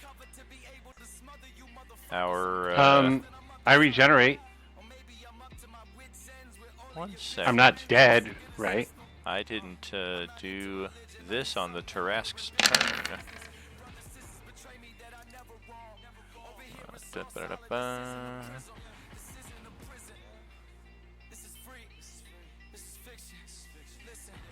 Yeah, this is a GM call right here, which I am hopeful will be understood. I'm going to count this as persistent damage, as you are literally in a bath of acid, which will prevent your regeneration from keeping you alive in this scenario. So you do take a failed death save at the top of the Tarask's last turn, and then as it is your turn now, you are now needing to roll a death save of your own accord. So this is... I think this is a plan to just completely kill him at this particular moment. So I don't see any good things coming out of this particular scenario for this Manuel. Did Manuel start his turn with 0 hit points? I started with 0 hit points, but I'm sure the aura is not getting through the skin of the Tarask to get to me. Oh. To bring me back to 1 hit point, which is basically he's supposed to die at this particular point. Okay. Dawn is reading the room correctly. I have made mention on more than one occasion that we are not supposed to be here right now. And again, right. The whole premise of this is a lesson for all tables to not use teleport. And I'm kind of reading the room here that something is going to happen, that our characters are not going to be permanently dead at this particular juncture. You might be reading that correctly. You might not. But that is one saving throw in your favor, at least, as the Mind Flayer Whites are not here. Spartan is inside this thing's mouth. You do get a death save before we try to swallow you. I regen 6 health, correct? Oh, that is correct. We we missed our opportunity right there, so you're just grappled and regened. And I have to beat a DC 20 to get ungrappled? That is correct, and that will take your action to do that. If you have a Misty Step spell or something, that would be a very quick escape from this predicament. Otherwise, This version of me does not. No. So, is it just a strength save? It is a strength check or athletics or acrobatics if you are trained in either of those. And look at that. All right, so that is your action. You are standing about 25, 30 feet high, so while you are free of this thing, do you have, does this guy have the means of flight? Winged boots, yes. Okay. And he's going to action surge. And use the Staff of Healing. Okay. I don't know how to make that known to the group chat. What spell are you simulating? Hopefully, ideally, you should have all these spells just dropped onto your character sheet if you have a magic item that will cast them. Additionally, I don't know if having the item on your character sheet will automatically populate those spells. It did not, no. Okay, long story short, what's the spell, and let's manually roll it. I think I can cast Mass Cure Wounds on it. Okay. Not sure.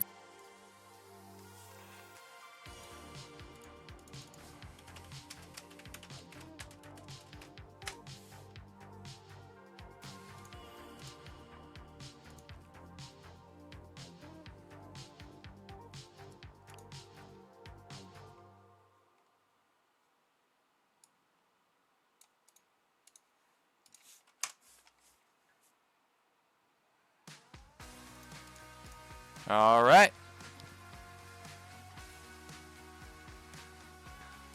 Are we throwing some Velveeta down the Tarrasque's throat and healing Manuel as well? Yes. Okay, beautiful. Let's roll it real quick because I'm going to counter this very, very quickly, and I'm going to do it a lot quicker than it's going to take to restore. All right, so a little hit points there for everybody, and then I'm going to Legendary Interrupt. And we're going to bite the guy who just got out of our mouth. And that is going to hit that character. And not sure how many hit points you got back. If 10 is all you got back, then we just re-unconscious you inside of our mouth there. 10 plus, I believe. Oh, I don't. It doesn't. My character sheet doesn't show my thing, but I believe it's not more than 29. Wisdom, so that's 13. So that'll put me above 20. Gotcha. Yeah, we just hit you for 29, so that's going to drop you right back to 0 and death save mode. And that Moahula here is dead. Oh, nope, you don't need to roll the death save now. You would roll that on the top of your turn. It's only when you start your turn in that state. Scarabs are not here. Zombies are not here. Tarrasque is here and is going to reset its actions. We're going to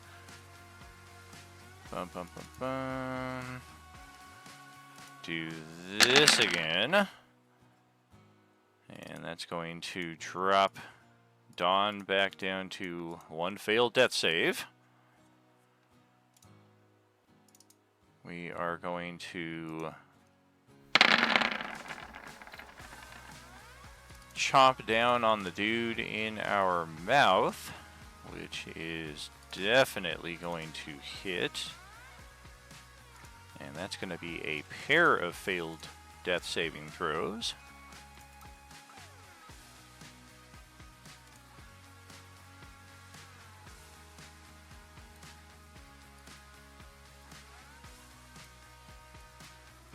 And yeah, let's finish the game.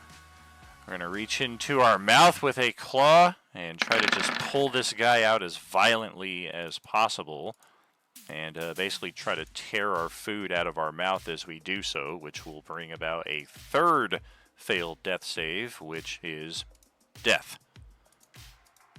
And then elsewhere, Kukalin, Healy Beal, and Fieland can just kind of see this Tarrasque dangling this mangled carcass in one of its claws. As we pass it back to Healy Beal.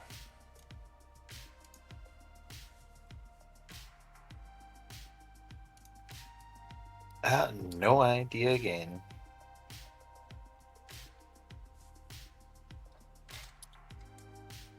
Fuck it. I'll fully heal Kukulin. I'll spend the preserve life and Okay. I'll attack the Tarrasque with the spiritual weapon, because why not? Ouch!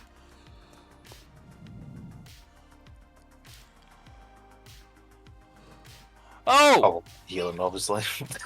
Not trying. Forgot to do its regen at the top of its turn, but yeah, 8, 13 damage. We'll take that.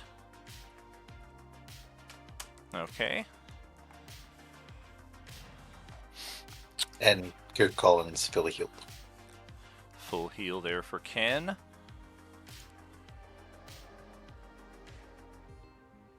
And I'm going to Legendary Interrupt.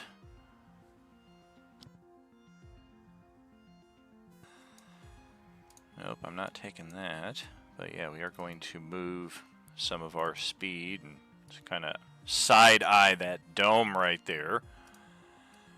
And step over towards Felian, kind of crouching underneath the tree, and it looks like this thing is prepared to make you its next meal.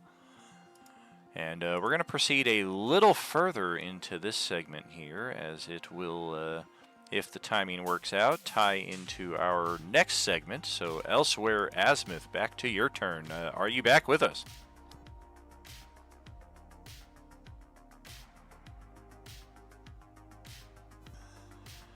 Kendall! Oh, that is unfortunate. Alright, if you do reconnect, feel free to shout out at any point there.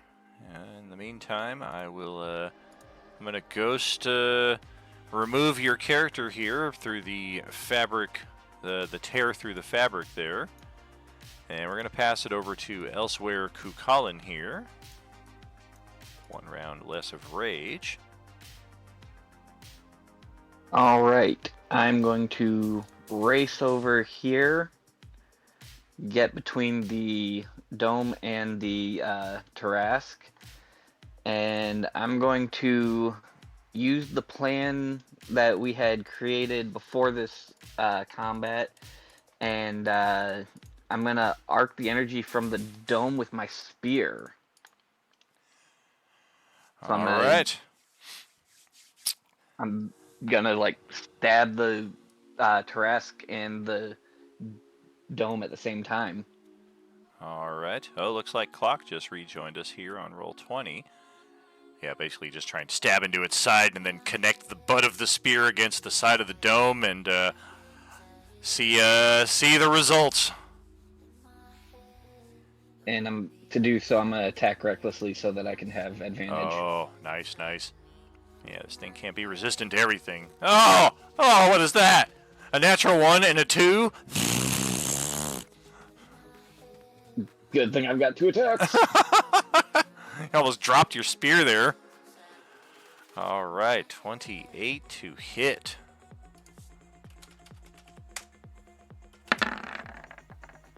Okay. So we have got a very interesting effect right here, but just how it plays out will be a story for another time. As those who might remember it only remember being killed by the Tarask. Those of you who belong in this place and time will not be traveling back with the rest of the group to tell this tale, save one exception, and Colin and I will be speaking more to that effect at a later time. For Fielien and Asmith, who are still here in this place and time when this event occurs, you witness a magnificent display of all the different types of energy that you've seen racing from this dome through this spear into the Tarask, and it looks like it's having a profound and devastating effect on all three of them, the dome, the Tarask, and Kukulin alike. That is going to move us back to this scene, and we are going to see the results of this take effect now, as elsewhere Manuel is in combat face to face with these scarabs as he suddenly feels a torrential downpour of acid, almost like you're bathing in it and you can't breathe, and instantly you just kind of smother and shrivel away before Moahula. She just sees Manuel just desiccate into nothing right before him, before she herself suddenly starts feeling her massive form being torn and ripped and bashed to pieces by something she can't even see. It's not these scarabs. The scarabs are still almost like standing there patiently waiting their turn. Of course, out of game, we know that it is the Tarask affecting your possibly younger self, and it having a horrible trickle-down effect to this future version, which likewise results in your demise. Elsewhere, Spartan likewise suffers a similar series of effects as you are bashed, clawed, bitten, and shredded down to nothing, and eventually slain. For the rest of our characters who are in this place and time and have no knowledge of the Tarask battle, mainly the pair of you back here, and Healybeal, who's still trying to figure out why he is here. Elsewhere, Kukulin is as we discussed, a different situation entirely, but that is something he and I will discuss at the proper time. For now, the tears of space-time are not yet fixed. If anything, they are getting worse. And we are about to visit another place and another time entirely. And once again, I'm glad I had all these maps prepped out. This is a map we are not expected to see until possibly November of this year, towards the tail end of this campaign. We've got our characters once again right here, and wait a second. First of all, Moahula needs some severe restoration, as does Manuel. All of our characters are going to be healed up.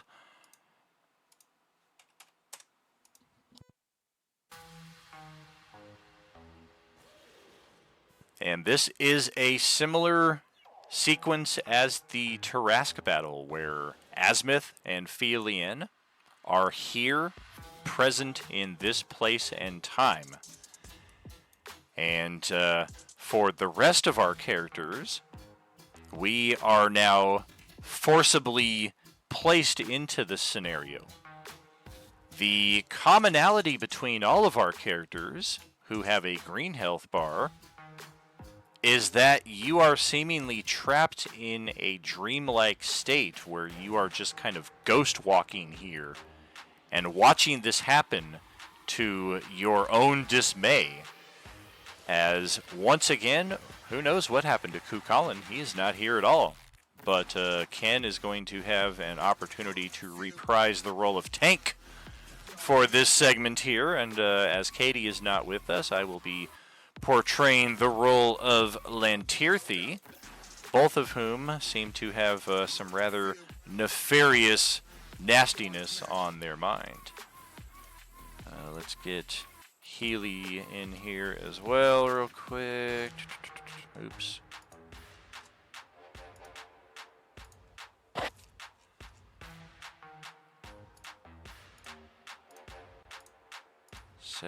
Set. Hut. All right. So, yeah, let's move out. Those of us with red health bars, we have got the initiative. We are here in this time and place, and the rest of the group are desperately trying to stop us from whatever it is we're about to do, but seemingly unable to interact with us, ghost-like beings that you are. Are you able to control tank there? Yep, I got him moving. All right. Well, let's keep on moving. Let's keep on checking it out. The rest of you, this is not initiative, so you are free to take your movement one round at a time. Try to keep pace here.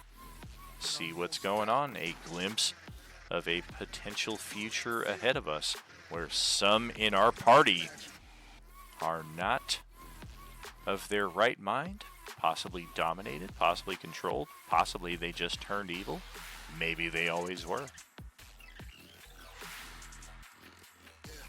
It is definite. Well, anything Katie plays as evil. Oh yeah, I mean that I'm very much lamenting that she was not here for this scene because I know she would enjoy it so much, but she will definitely enjoy the telling of the tale when the time comes, as she is sneaking alongside through the high brush here and approaching a little shack on the southeastern side of the map. Looks like we finally found the door here.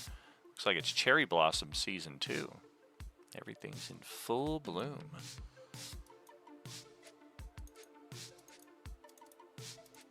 Gonna get on one side of the door here, get Tank to take the other. Crack that bad boy open. Slowly step in.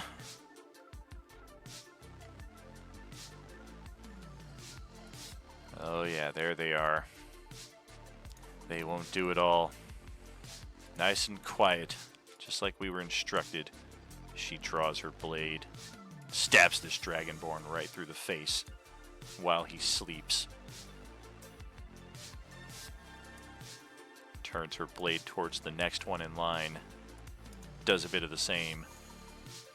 She gestures at Tank to take care of the three on the south.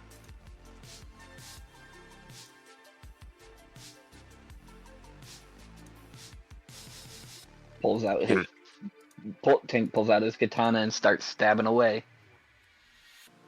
Obviously, you said we can't interact, so there's nothing we can do to do anything, right? Exactly. I mean, you're free to RP your responses as you like, but even your best attempts to interact are just completely, it's like trying to touch a ghost. So my telepathy doesn't work either. It does not. That's going to finish all three of those in very quick fashion. And yep, we got more work to do. Our work here is not done. Let's proceed.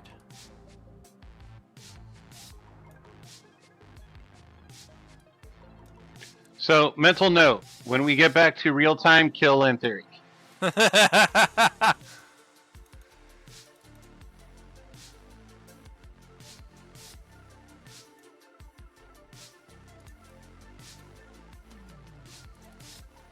Whether this is actually what is going to happen or not remains to be seen. In our little Star Wars convergence, always in motion the future is.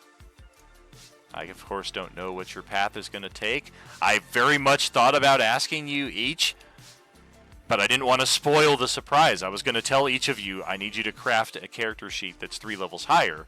But I was like, well, that's immediately going to give everything away. And then I thought about asking you, what are your plans for character development? And then I was like, well, screw it. This is a alternate potential future. I'll just freaking create whatever, and we'll have fun with it. And maybe I'll give you some ideas on what you want to do with your character. Maybe you're just like, I would have never done that with my fucking guy. I'm going to stick with what I was doing. Who knows what decisions shaped these paths here. We are crossing over the vast waterfall here. This is a steep drop of at least 100 feet all the way down to the waters below. As elsewhere, Lantirthi continues her path across the way. She turns back looking for Tank here. Where the heck did he go? Oh, there he is. Somebody was stepping on him. Under Manuel. Is there like any distinct visual differences in them, or do I know anything's different? No, they look exactly as you know them, aside from the looks on their face are certainly a lot more vile and just evil than you would expect. Yep, we've got more to do here. The assassinations are far from complete.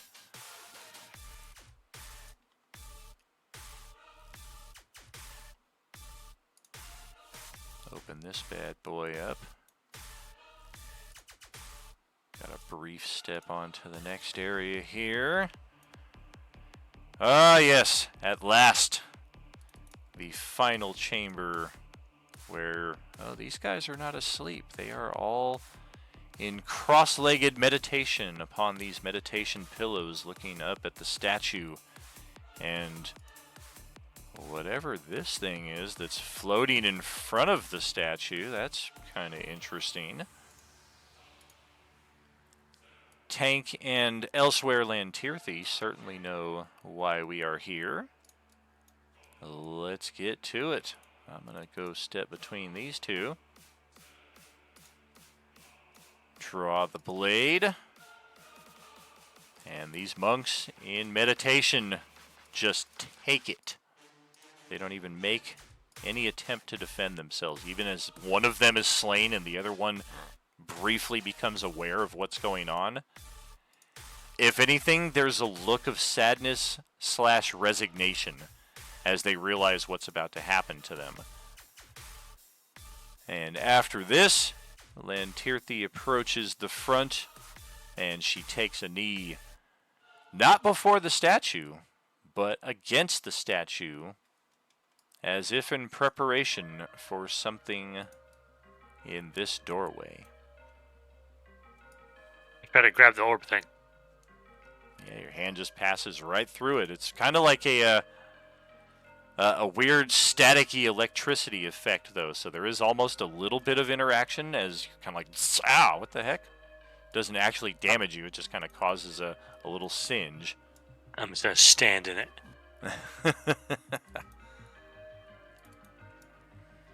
And here he comes, floating in majestically to claim his prize. Excellent work, my acolytes. This is one step closer to total dominion. And he reaches out and claims Felian for his own. And takes her back to... Actually, no, I want the artifact. Ooh, you go back.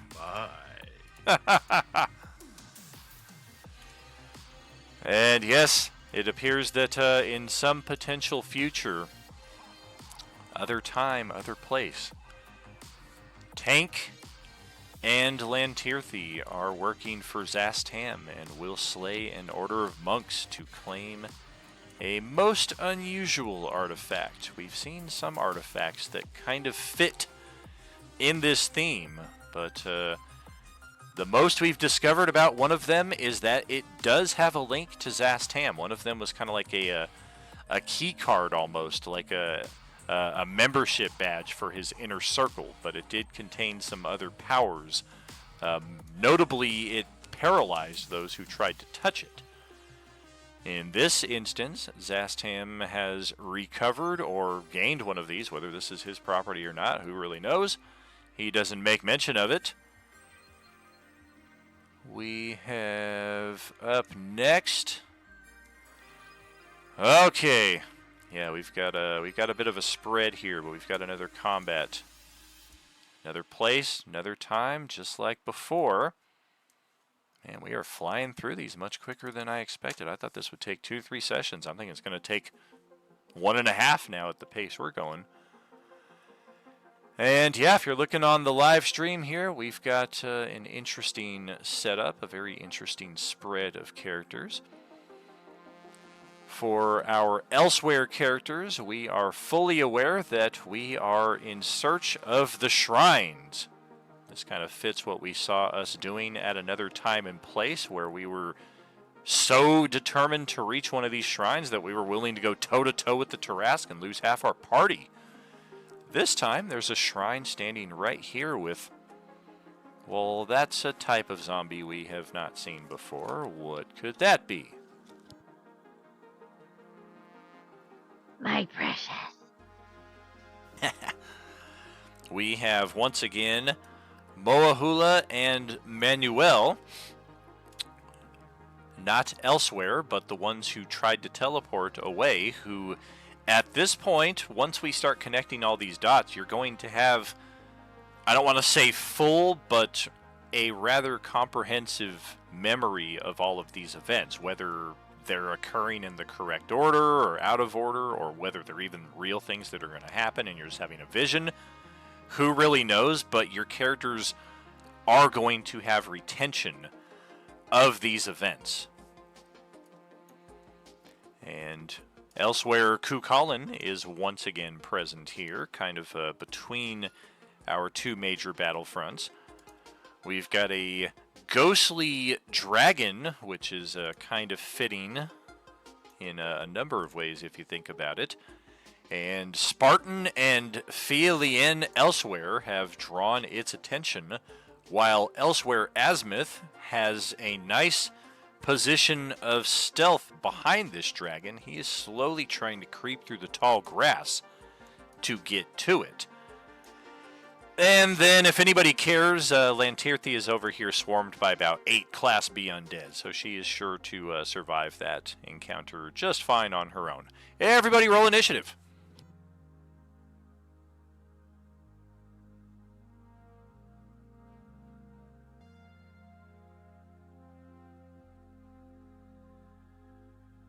Question is my current We're back state to the like- normal page, right?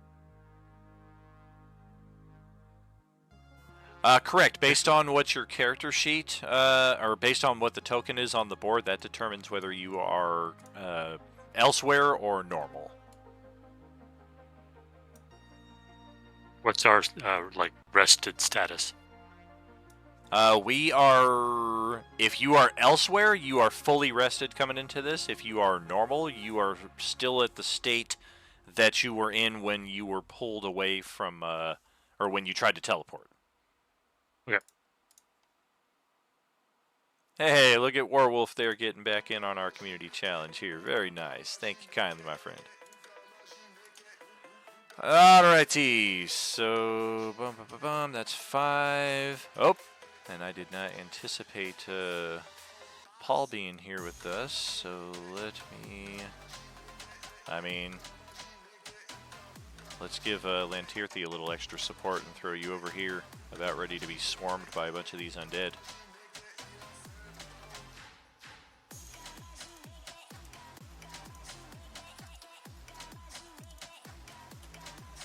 There we go.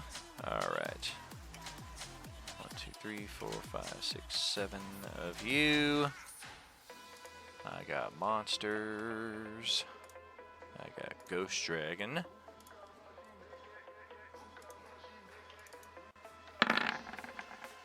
That's okay.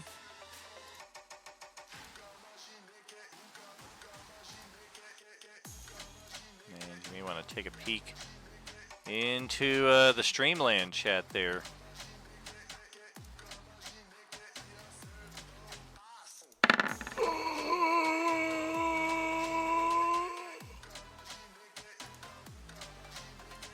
Oh, God.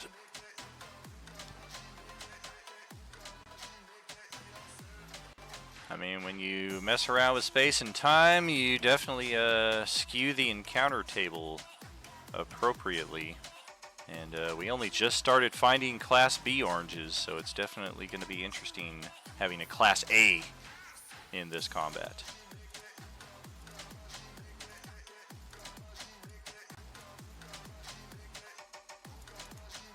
Let's see, there were 7 of you. I got Ghost Dragon, I got Class A. Who are we missing? 1, 2, 3, 4, 5, 6. Oh, it looks like we're missing Healy Beal because I don't think we had the token on the board. There we go. Hey, at least you didn't roll a natural 1 on the initiative this time. That's true. It was a 2. A 2! You're moving up in the world. 18 more combats, you'll finally be up there in the upper echelon. Okay, well, looks like we're going to start things off with the Class A orange. The most lethal of them all. Or is it? Oh, boy.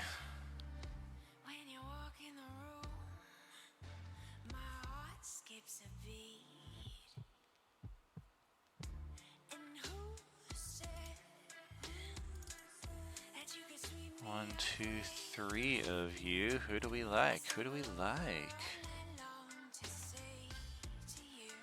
Oh, of course we like Manuel.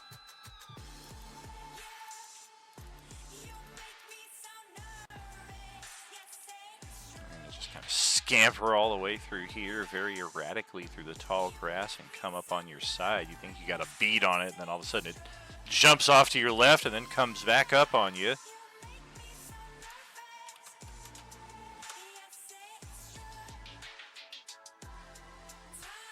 And we're going to go for a weapon, grapple, weapon, bite. Grapple is kind of pointless for half of its usual purpose because it also has the bloodlust, particularly efficient at tracking and slaying the living, reflected with advantage on all of its attacks. Weapon strike versus Manuel is a 34 to hit for, God, minimal damage, 7 points of damage. And then we'll grab. 7 regular slashing, or It is. it? Oh, so I take 3. Yeah, this thing isn't equipped with a magical weapon or anything. It's still just got some random thing that it found on the road somewhere. It does get a grapple on you, a 32 to hit. And unlike other grapples that we have seen from lesser oranges, the DC is equal to the attack number rolled. Your grapple DC is a 32. Good luck. We're going to try to stab at you again. That is a 36 to hit for 17 damage. You do get to resist that, of course. And then we will bite with a final attack. 30 to hit for another 12, and the orange Class A regains hit points equal to the damage dealt. This regain cannot be prevented by any means. Another new ability that we will discover here. That is it for Class A, so we will pass it to Moahula.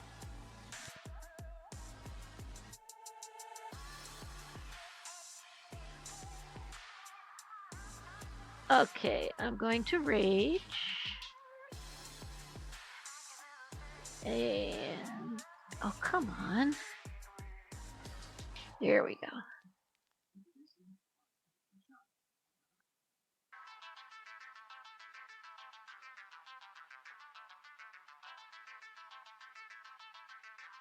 Finally. And I'm gonna come down here. Oh, and my cleaver is gonna be acid.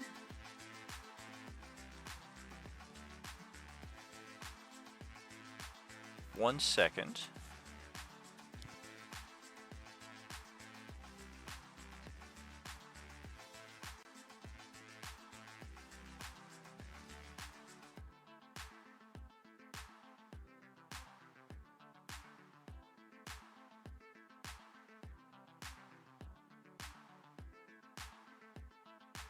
Does that hit?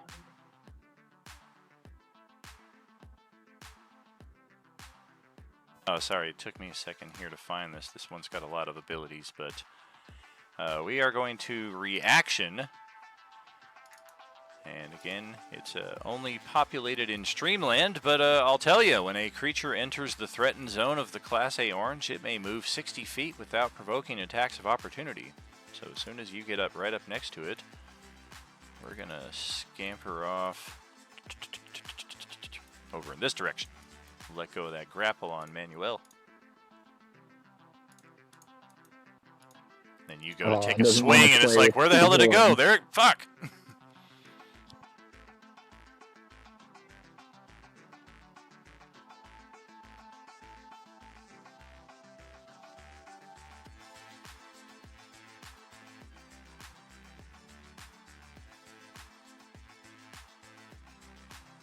Do you have any additional movement or attacks that you could make up the difference? Because if you're still able to move and get up to it, hopefully it can't do that twice in the same round.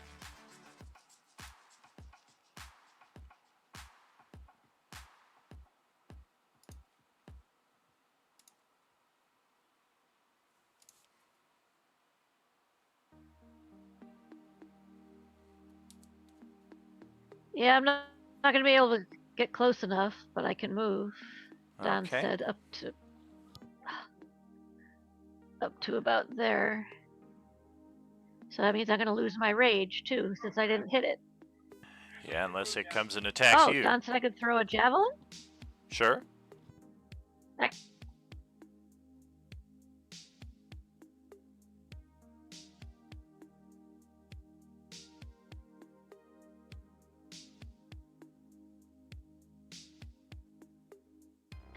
Did I make my attack on it or not? Technically, no. Like, you moved into that space and you went to, like, rear back with your axe, and then it took off. Okay, so I still have my 2 attacks then. Yes. Okay.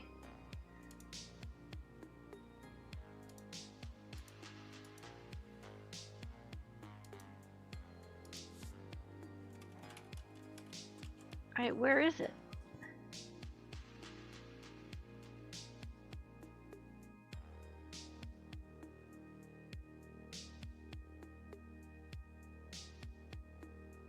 Is that in range? What's the javelin's range?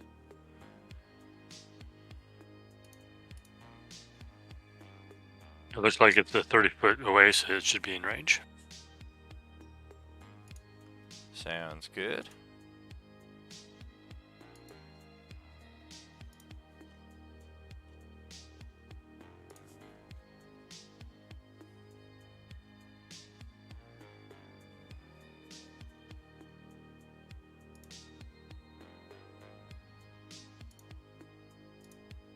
No, Ignore the -5 because it doesn't Sure. affect the javelin. Yeah. Yeah. 15, unfortunately, is a miss.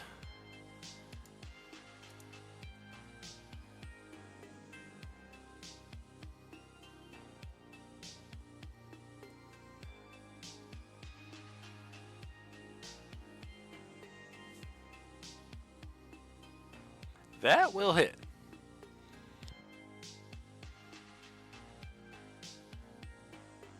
Take some of that, okay. Is that gonna hit? Yes, it does. It's a very, very difficult to see effect on its health bar, but it does, in fact, hit.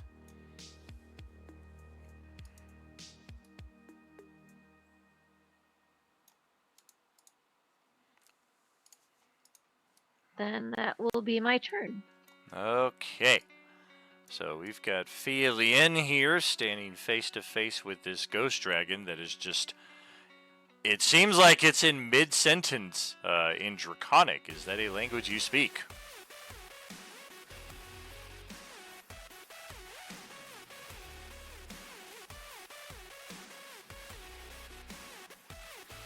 No, but if I was having some sort of conversation with it, I'd probably be telepathically linked.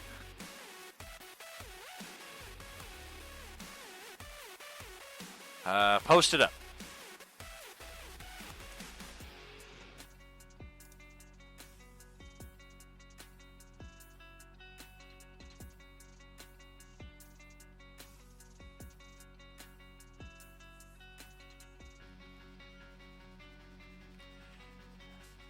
Yeah, this thing is in the tail end of basically saying the honor to slay such accomplished heroes in defense of this most holy artifact. The first move is yours.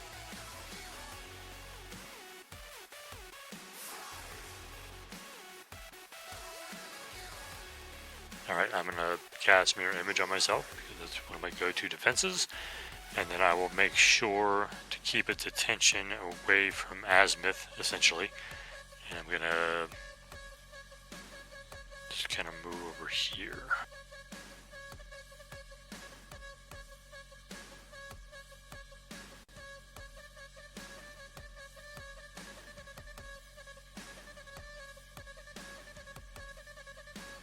Man, looks like we lost clock from the from Roll20 again too. Damn it! No, that's what I do.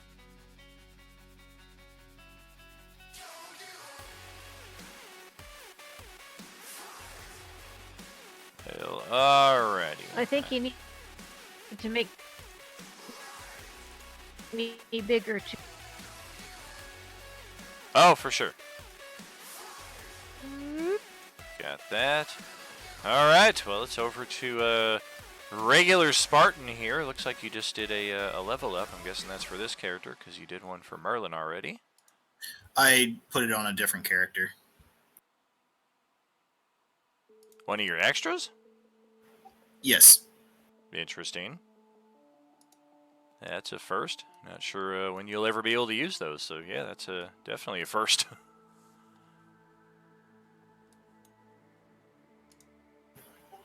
I'm going to speak Draconic at this thing and ask for a duel. You think to challenge me singularly? What madness are you afflicted with? Then again, what human speaks Draconic? It is the age. It is the 5th age. 40% of your kind speak my language. It used to be a rarity. Ever since the 3rd age, not so much. Now that I've challenged this thing...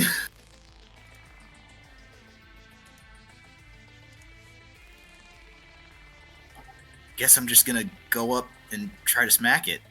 Alright.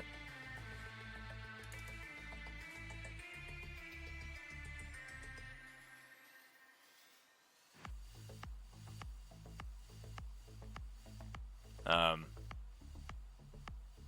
about no, Scott?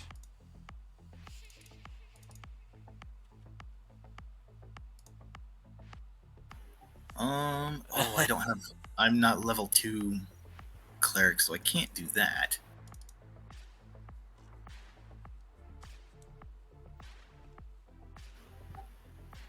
I guess that's all I'll do. Alright. Well, let's bring it over to Manuel, who got shredded, grabbed, and then that thing took off. Well, not shredded that bad. I mean, he's just using a normal weapon. Oh, sure. Yeah, if anything, it Alright. scratched you up.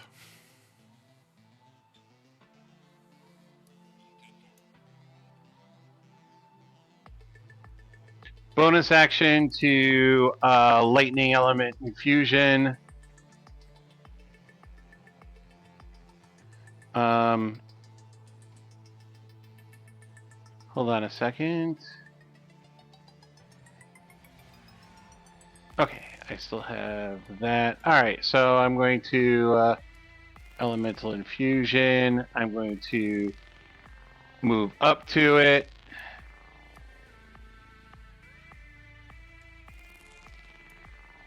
Oh.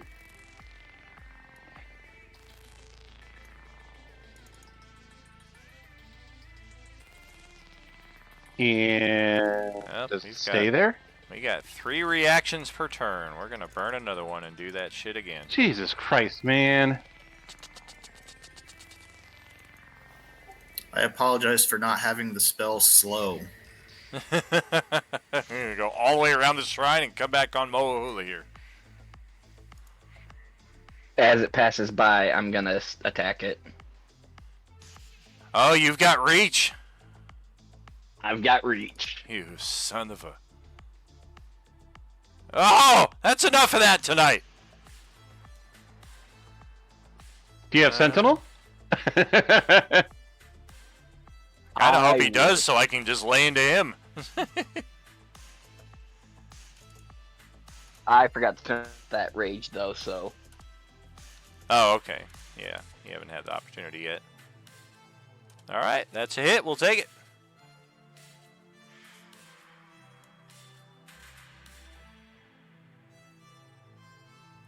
Manuel got enough movement to get back over to it. Oh, hell no. That was 30 feet to get there. You're a monk. How do you not 15 have more. movement? I have 40 feet. Yeah, you got bonus action dash too. Yeah, it's key point dash. I mean, but it's just going to run away from you. Well, Because reactions you said it are had one 3 per- actions. Correct, but even still, by the rules of the game, 1 reaction per turn. So it can still do 3 reactions per round, but only 1 per turn. Yeah, but I already used my bonus action to charge up my infusion. Da da da da da da. So, fine. I'm going to pull out my pistol and I'm going to shoot it twice. Use the bazooka. Why won't you die? Oh, stop. Mercy. Okay, 14, 18, 22. Target AC for this thing is 20, so both of those will hit. Okay, 22, 30, 39. Okay. Hey, do I by any chance get an attack of opportunity as it goes by? Because I do get 5 feet extra of reach with the rage. Not when it enters your zone, only when it leaves it. And even... Oh, shoot, and actually, I'm screwing myself up here. I know you guys can't see it, but that movement that I get with the maneuver ignores attacks of opportunity, so that big stab there from Ku Colin did not happen. That's the whole point of that, get away and scot-free. But the 2 shots from Manuel will definitely get through, and is that it? That'll be it. Okay, so now it's Ku Colin here. all right. So, what did we? So, Ku Colin would have been on this mission to begin with. What did we come here initially to do? We are here to acquire the artifact from within the shrine, but history has told us that it's not just a simple matter of walking in, picking something up, and then trying to teleport away with it. So the fact that there are defenders here are likely things that need to be dealt with before trying to even deal with whatever the shrine has in store. All right. Well, then I will go ahead and rage and move, and using the rage, I will actually go ahead and use my feral instinct to move closer to the Class A. Okay.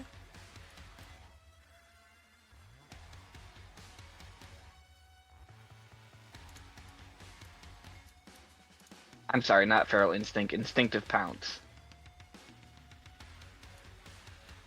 Gotcha, gotcha. I got one more of those reactions, so I'm going to see just where you go. All right, so I got there. Then I will use my actual movement to move even closer. Okay.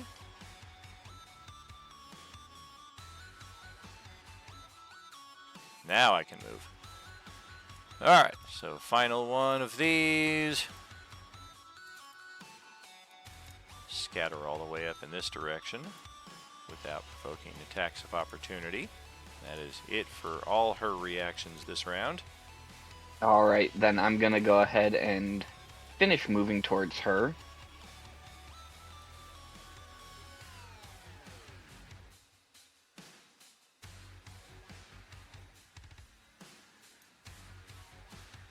Alright.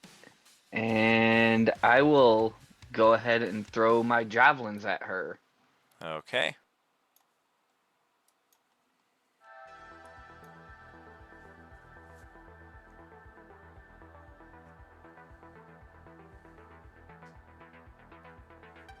Woo!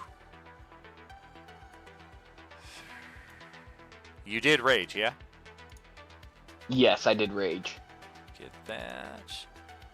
Okay, 13, 16, 24. We are taking all the damage. Doesn't look like we're resisting anything, like most of the oranges. And the Oof. Divine Fury for that first hit. Okay. Another bit there. We'll take it.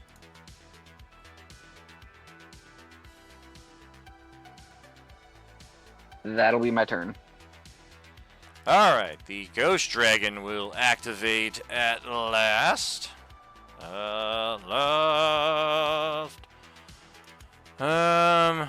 What the hell? Why'd you guys move in so close? I can't, make use of my breath weapon now. Not cool, not cool. It's almost like we've fought dragons before.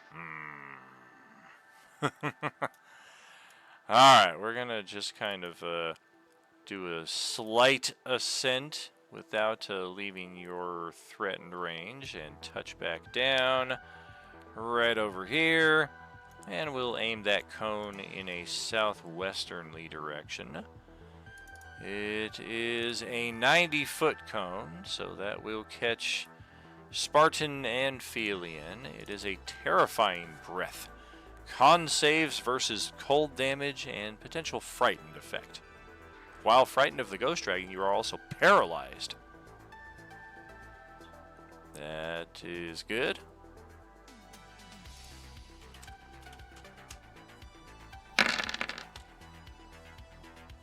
That is not so good.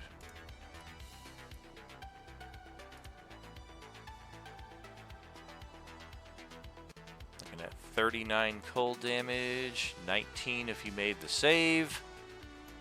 Potential frightened paralysis there for Felian if she doesn't turn that around.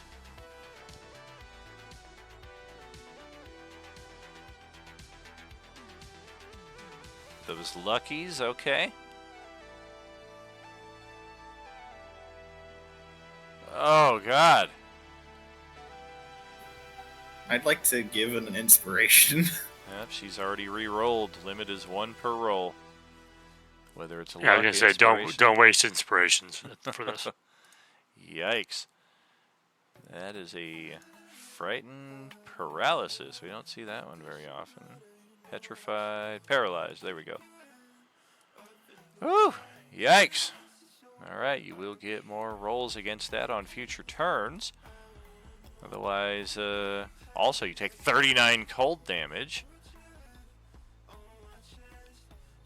And then we are done with that turn. So now we move over to a slew of Class Bs here. And we'll cut Healy a little slack here, and we will stick to our intended purpose.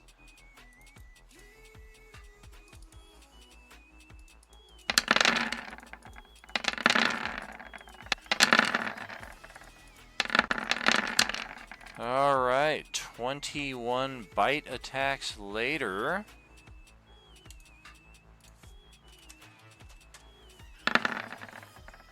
And a 2 on her saving throw. Lantirthi is just completely swarmed. eradicated, and she returns as an orange of her own. So now we've got a different problem to deal with here. We will pass it to Elsewhere Azimuth. I think Kendall might be back with us. Yep, sorry. Hey, welcome back. Not sure how much of the setup you heard, but the plan was your character starts off in stealth, and the plan is to hopefully get a nasty sneak attack on this dragon while it is hopefully unaware of you. Yeah, I'm crawling through the grass, right? That's all grass.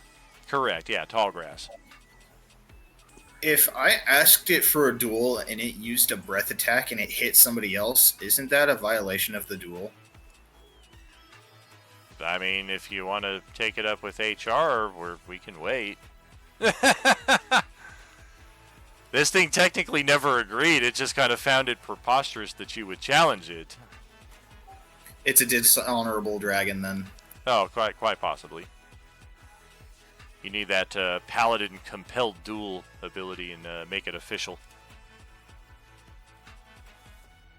So is I can move 12. I can still attack after that, right? You can.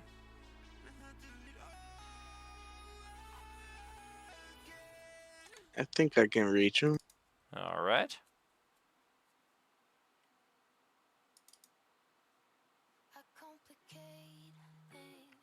Looks within range to me. This is really challenging on the laptop. 1 second. Gotcha.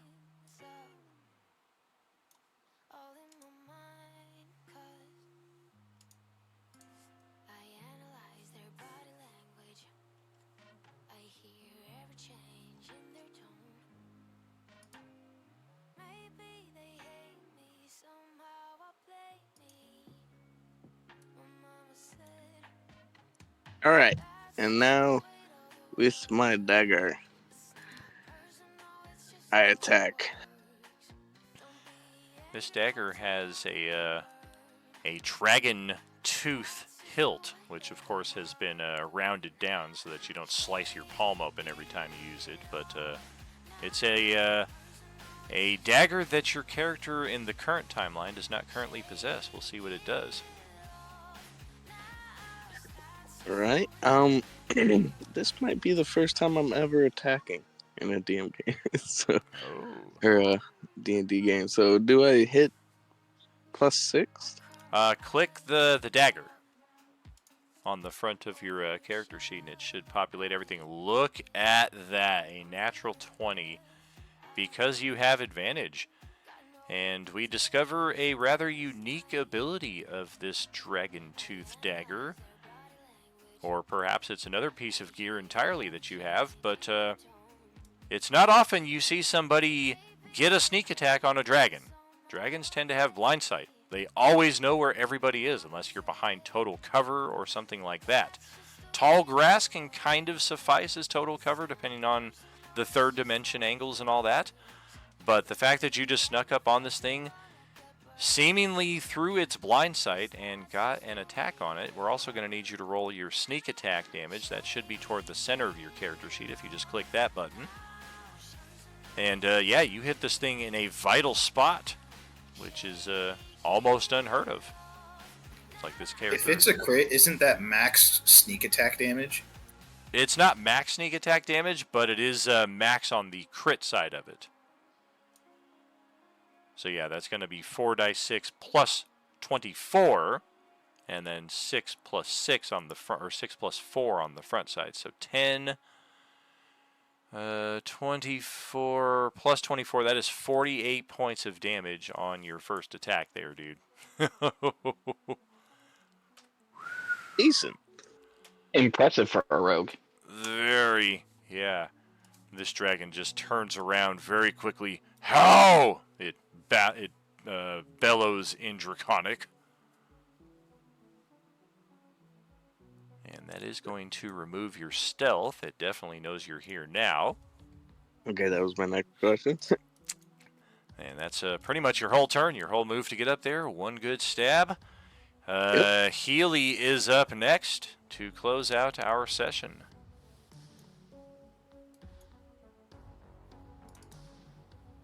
Nothing. Fuck. Yeah, just go with Spirit Guardians. Fuck it.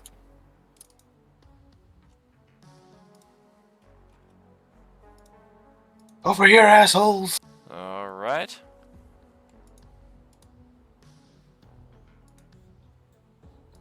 And cast that at 4th level. Fuck it. And Crazy Healy Beal will just stay right there. All right. Roll a charisma saving throw.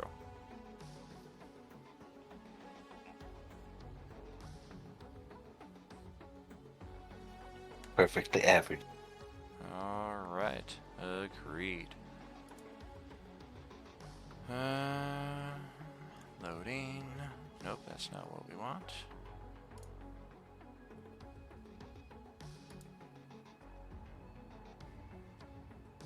There we go.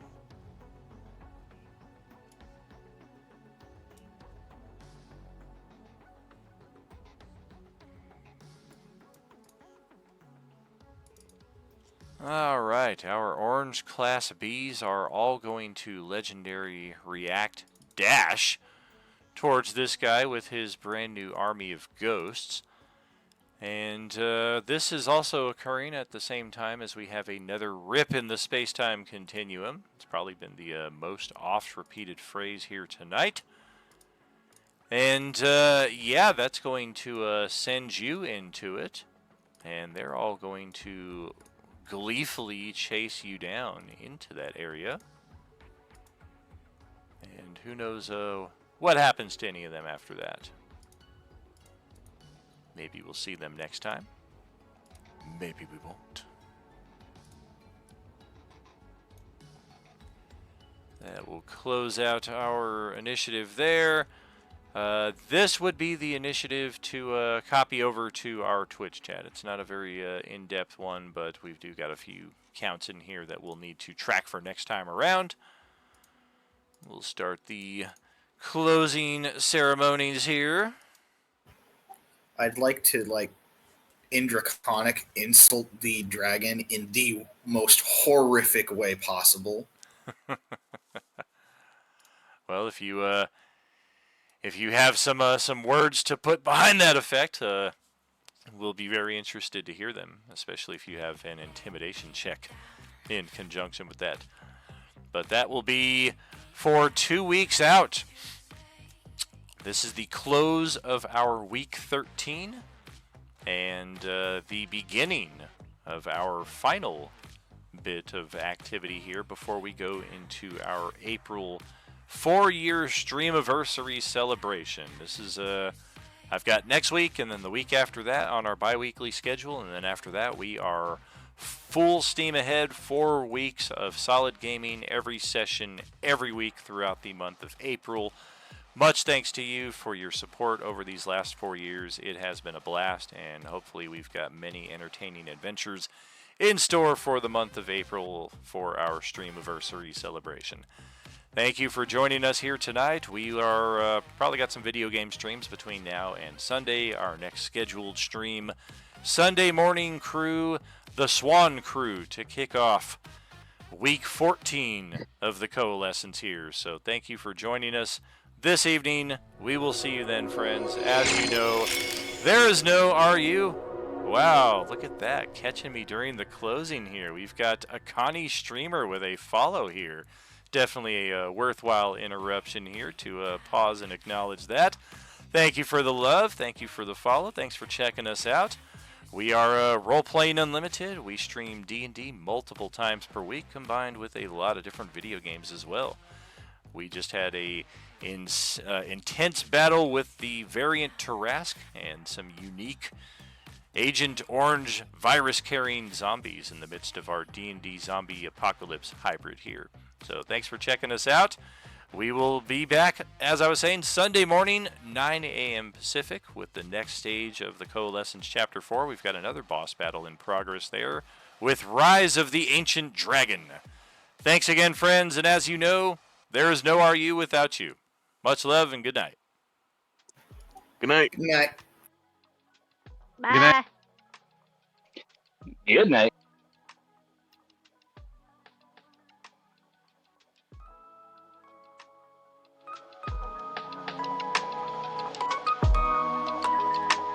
Yeah. Bestie, would you hate me if I asked if you to date me? If I wrote a letter where I told you how I'm feeling, would you wanna meet me where I'm at to see if we could go much deeper? Or could you never? Yeah, I know it's stupid, jeopardize it all, but it's a risk we're taking. 'Cause I don't wanna crawl.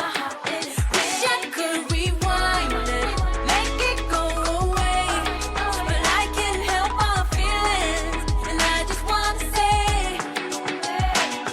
I adore you. I just wanna tell you I adore you. I just need to let you know I adore you. You're the only one. I adore you. Whoa.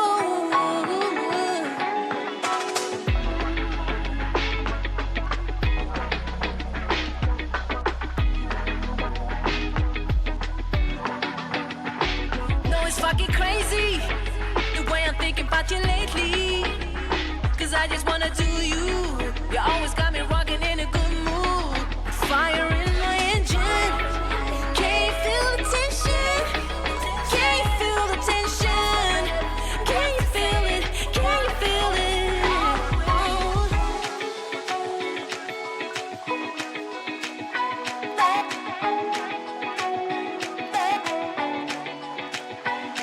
I adore you.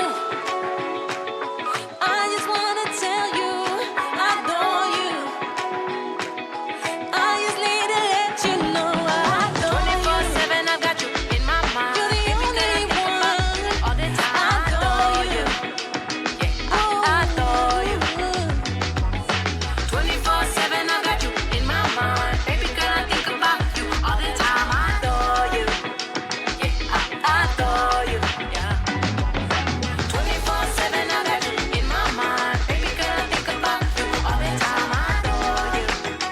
Yeah, I adore you. Yeah. I adore you. I adore you. I adore you. I adore you.